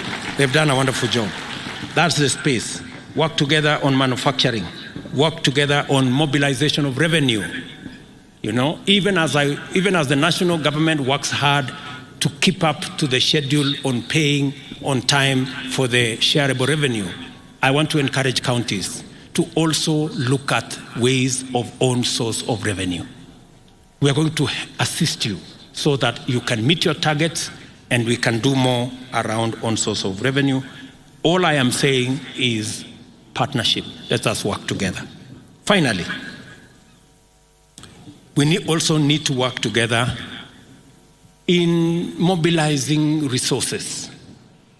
As you are aware, we have made the conscious decision that we are not going to run our development, the affairs of our country, by borrowing debt left, right, and center. We are going to raise local resources. We need to work together to build local resources, to raise local revenue. We're going to work hard as national government. We are professionalizing KRA to raise more money. We are digitizing so that we can eliminate areas of pilferage. We are increasing, as I made a commitment to this country, that we are going to be a country that is focused on saving. For a very long time, we ignored the saving component. That is why, as a percentage of GDP, we are among the lowest globally. We are at less than 10%.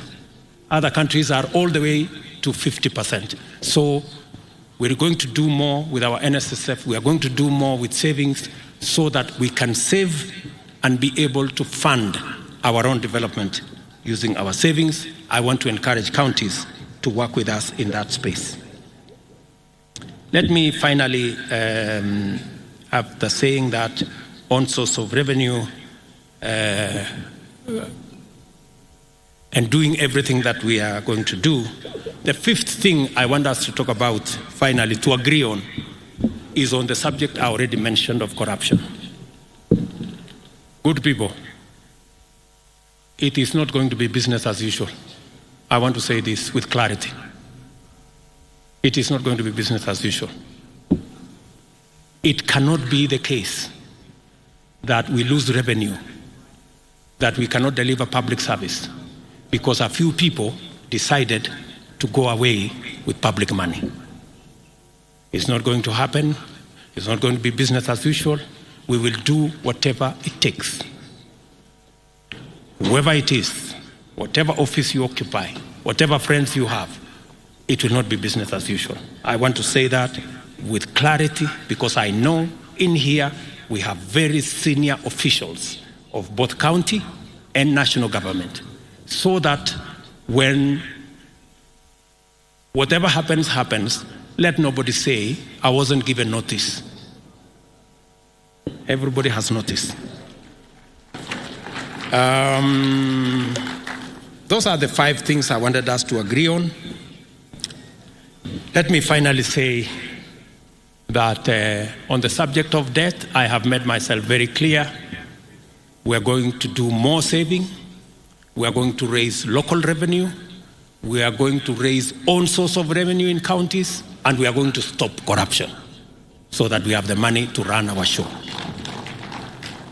I said also that we are not going to be importing things left, right, or center. That's why in this year's budget, cement, steel, furniture, fish, we are going to build local capacities for those. We are not going to be importing. And as I have said, it cannot be the case that every other time we think, we are thinking of how to import more. Let me finally say, as I said, we are not going to subsidize consumption. We are going to promote and we are going to invest in production. That's what we are going to do. It cannot be that we are importing edible oil, we are importing all the other food items from rice and everything else, as I said earlier. We have to have a paradigm shift. We need to invest in production. And I am very proud of our farmers. Our farmers, if there are any patriotic people in Kenya, it is our farmers. Just with the reduction of fertilizer from 6,000 something to 2,500, they have done an extra 200,000 acres of crop. If you see in Kenya, everywhere, our farmers are doing a phenomenal job in producing food for us as a country. So instead of subsidizing that corner, we are going to be promoting production. I know there is, I saw some story today in one of the dailies who said we've gone back to subsidies on oil products. Let me tell the country that we will not go back to subsidies of any nature that distort things and causes us a lot of unnecessary leakage. If the Nation newspaper would bother to understand the facts, we are making prudent and proper use of the Petroleum Development Levy that is provided for in the law. It is meant to develop the petroleum industry, and it is meant to stabilize prices whenever we have unintended hikes. Instead of the nation commending us for using the Petroleum Development Levy as was provided for in the law, they have decided to be negative. And that is how we suffer as a country. All the positive things that are made by our friends are destroyed by the very negative things that we say about our country. I hope that the Nation newspaper has learned something from what Meg said, and that they will stop this tirade against the people of Kenya and against the government of Kenya, unless they have another country that they belong to. I'm told they are owned by some people who don't live in Kenya. Maybe that's why they don't give a damn about what happens to our country. Let me finally, I've said finally several times, but you have to forgive me. I am also in my hometown, so I am allowed to do a few things. So I think we have, I have said everything I wanted to say. I'm really happy that we are doing this. We are having this meeting of minds. I want to promise my colleagues, governors who are here, that I have every intention working with them to promote everything they are doing. And whenever they need any support from me or from the national government, we will be ready. I know our development partners have done a phenomenal job in working with us to plug the gaps that occasionally exist. And I must commend them.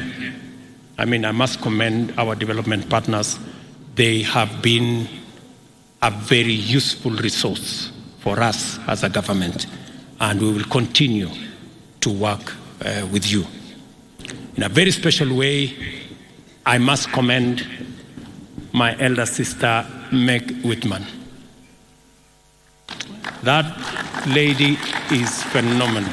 Hata nyinyi mnakubali huyu mama ameongea kuliko sisi wote. Ni kweli ama si kweli? Mbona tusimpigie makofi? Simameni tupigie makofi huyu mama. We must. Tumpigie makofi huyu mama and all our development. Thank you very much, Meg. You spoke like the 50 million Kenyans, one person. So thank you very much, and thank you. I'm not saying this to say anything else about the other people. Thank you very much, all our development partners. You have done a phenomenal job. We appreciate, and I speak so from my heart. On behalf of the people of Kenya, we appreciate your partnership. We appreciate your support. We appreciate your goodwill, and you can count on ours. Tafadhali tuketi chini. So asanteni sana ndugu zangu, mimi nawapenda sana. I truly love you guys. Na nawatakia baraka ya Mungu. Hiyo maneno ingine najua MCS wamesema wanataka kubook appointment ya kuongea na mimi. Mimi niko tayari.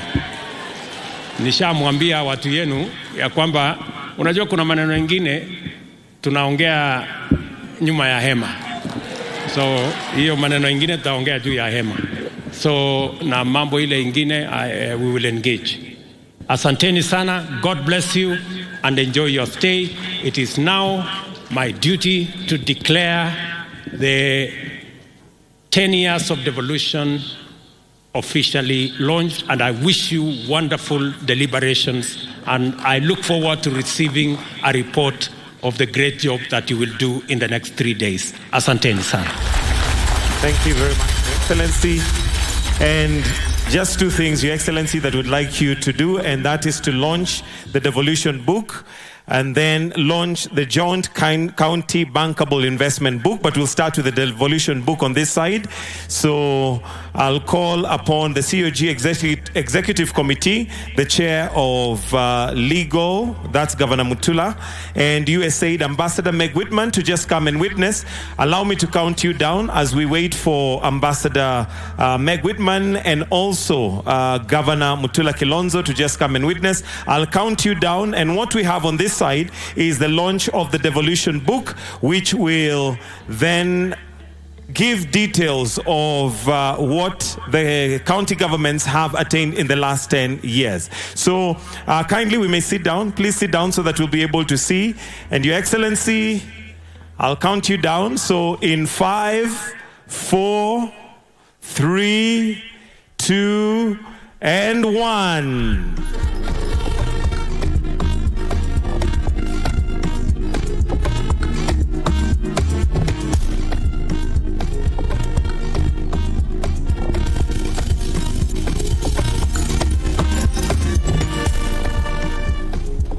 Ladies and gentlemen, that is the devolution book. Your Excellency, with your permission, on this other side, we have the investment handbook. His Excellency will distribute a few books before we move to the other side, where we have the launch of the bankable investment handbook. And the bankable investment handbook is basically what each county government has to offer to investors and partners that would like to be with His Excellency. I see His Excellency Mutula wants a signed autographed book. Some of these opportunities are rare.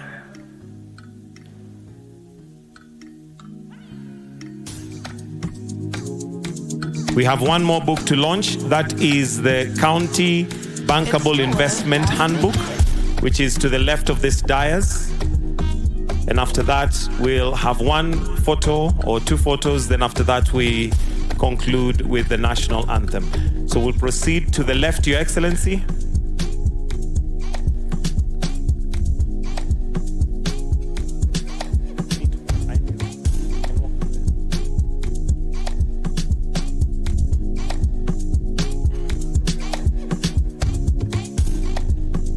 There you go, that unique signature. Your Excellency, with your permission, if we may go this way, to the other side of the stage, where we have the County Bankable Investment Handbook, and this is basically what each county has to offer investments, in terms of investments and partners that would like to do that. So again, I'll count you down.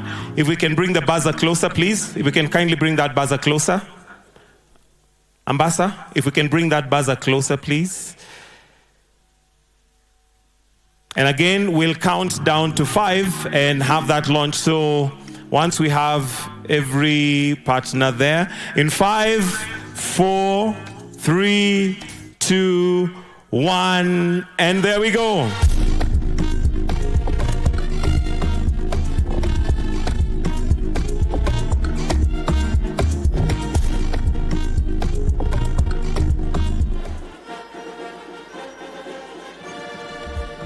And that right there is the County Bankable Investment Handbook, launched at the 10th Devolution Conference.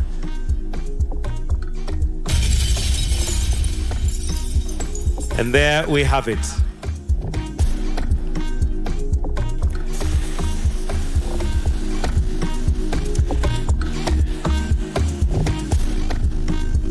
If I may now request that we have the governors kindly come and just arrange ourselves here. Would like to finish with a photo. If governors, we can quickly come on stage here. Governors, kindly if we come this way to the stage. We use these stairs just for the final photo before His Excellency may retreat after the national anthem. So if governors, we can kindly just come and arrange ourselves on these stairs so that we may take a photograph with His Excellency.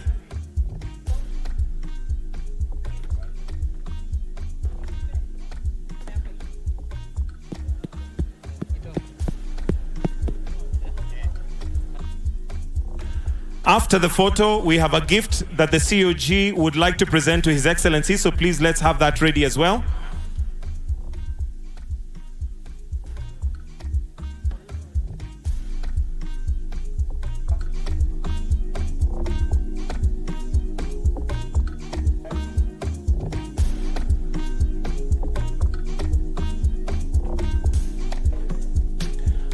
All right, so after the photo session, we have a gift that will be After the photos, let's have the gift presented by the COG Chair on behalf of the Council of Governors. Then I will request that we all exit the stage, leave His Excellency for the national anthem after the gift.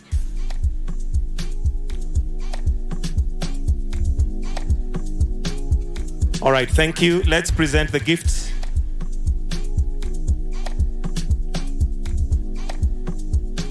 The COG Chair will present it on behalf of the Council of Governors and the 47 counties represented.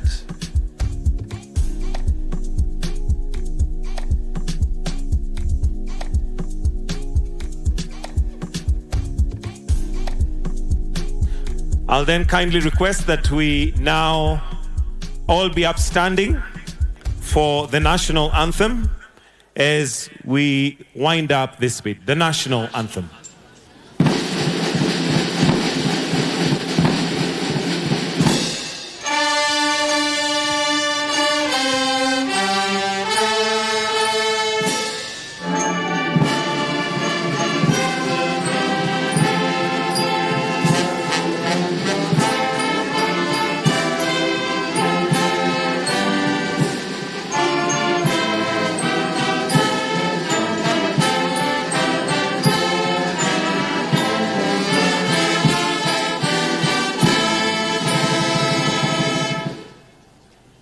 Let us all remain in our positions as we now allow His Excellency to retreat. Lunch will be served for VVIPs to the right. Your Excellency, thank you very much.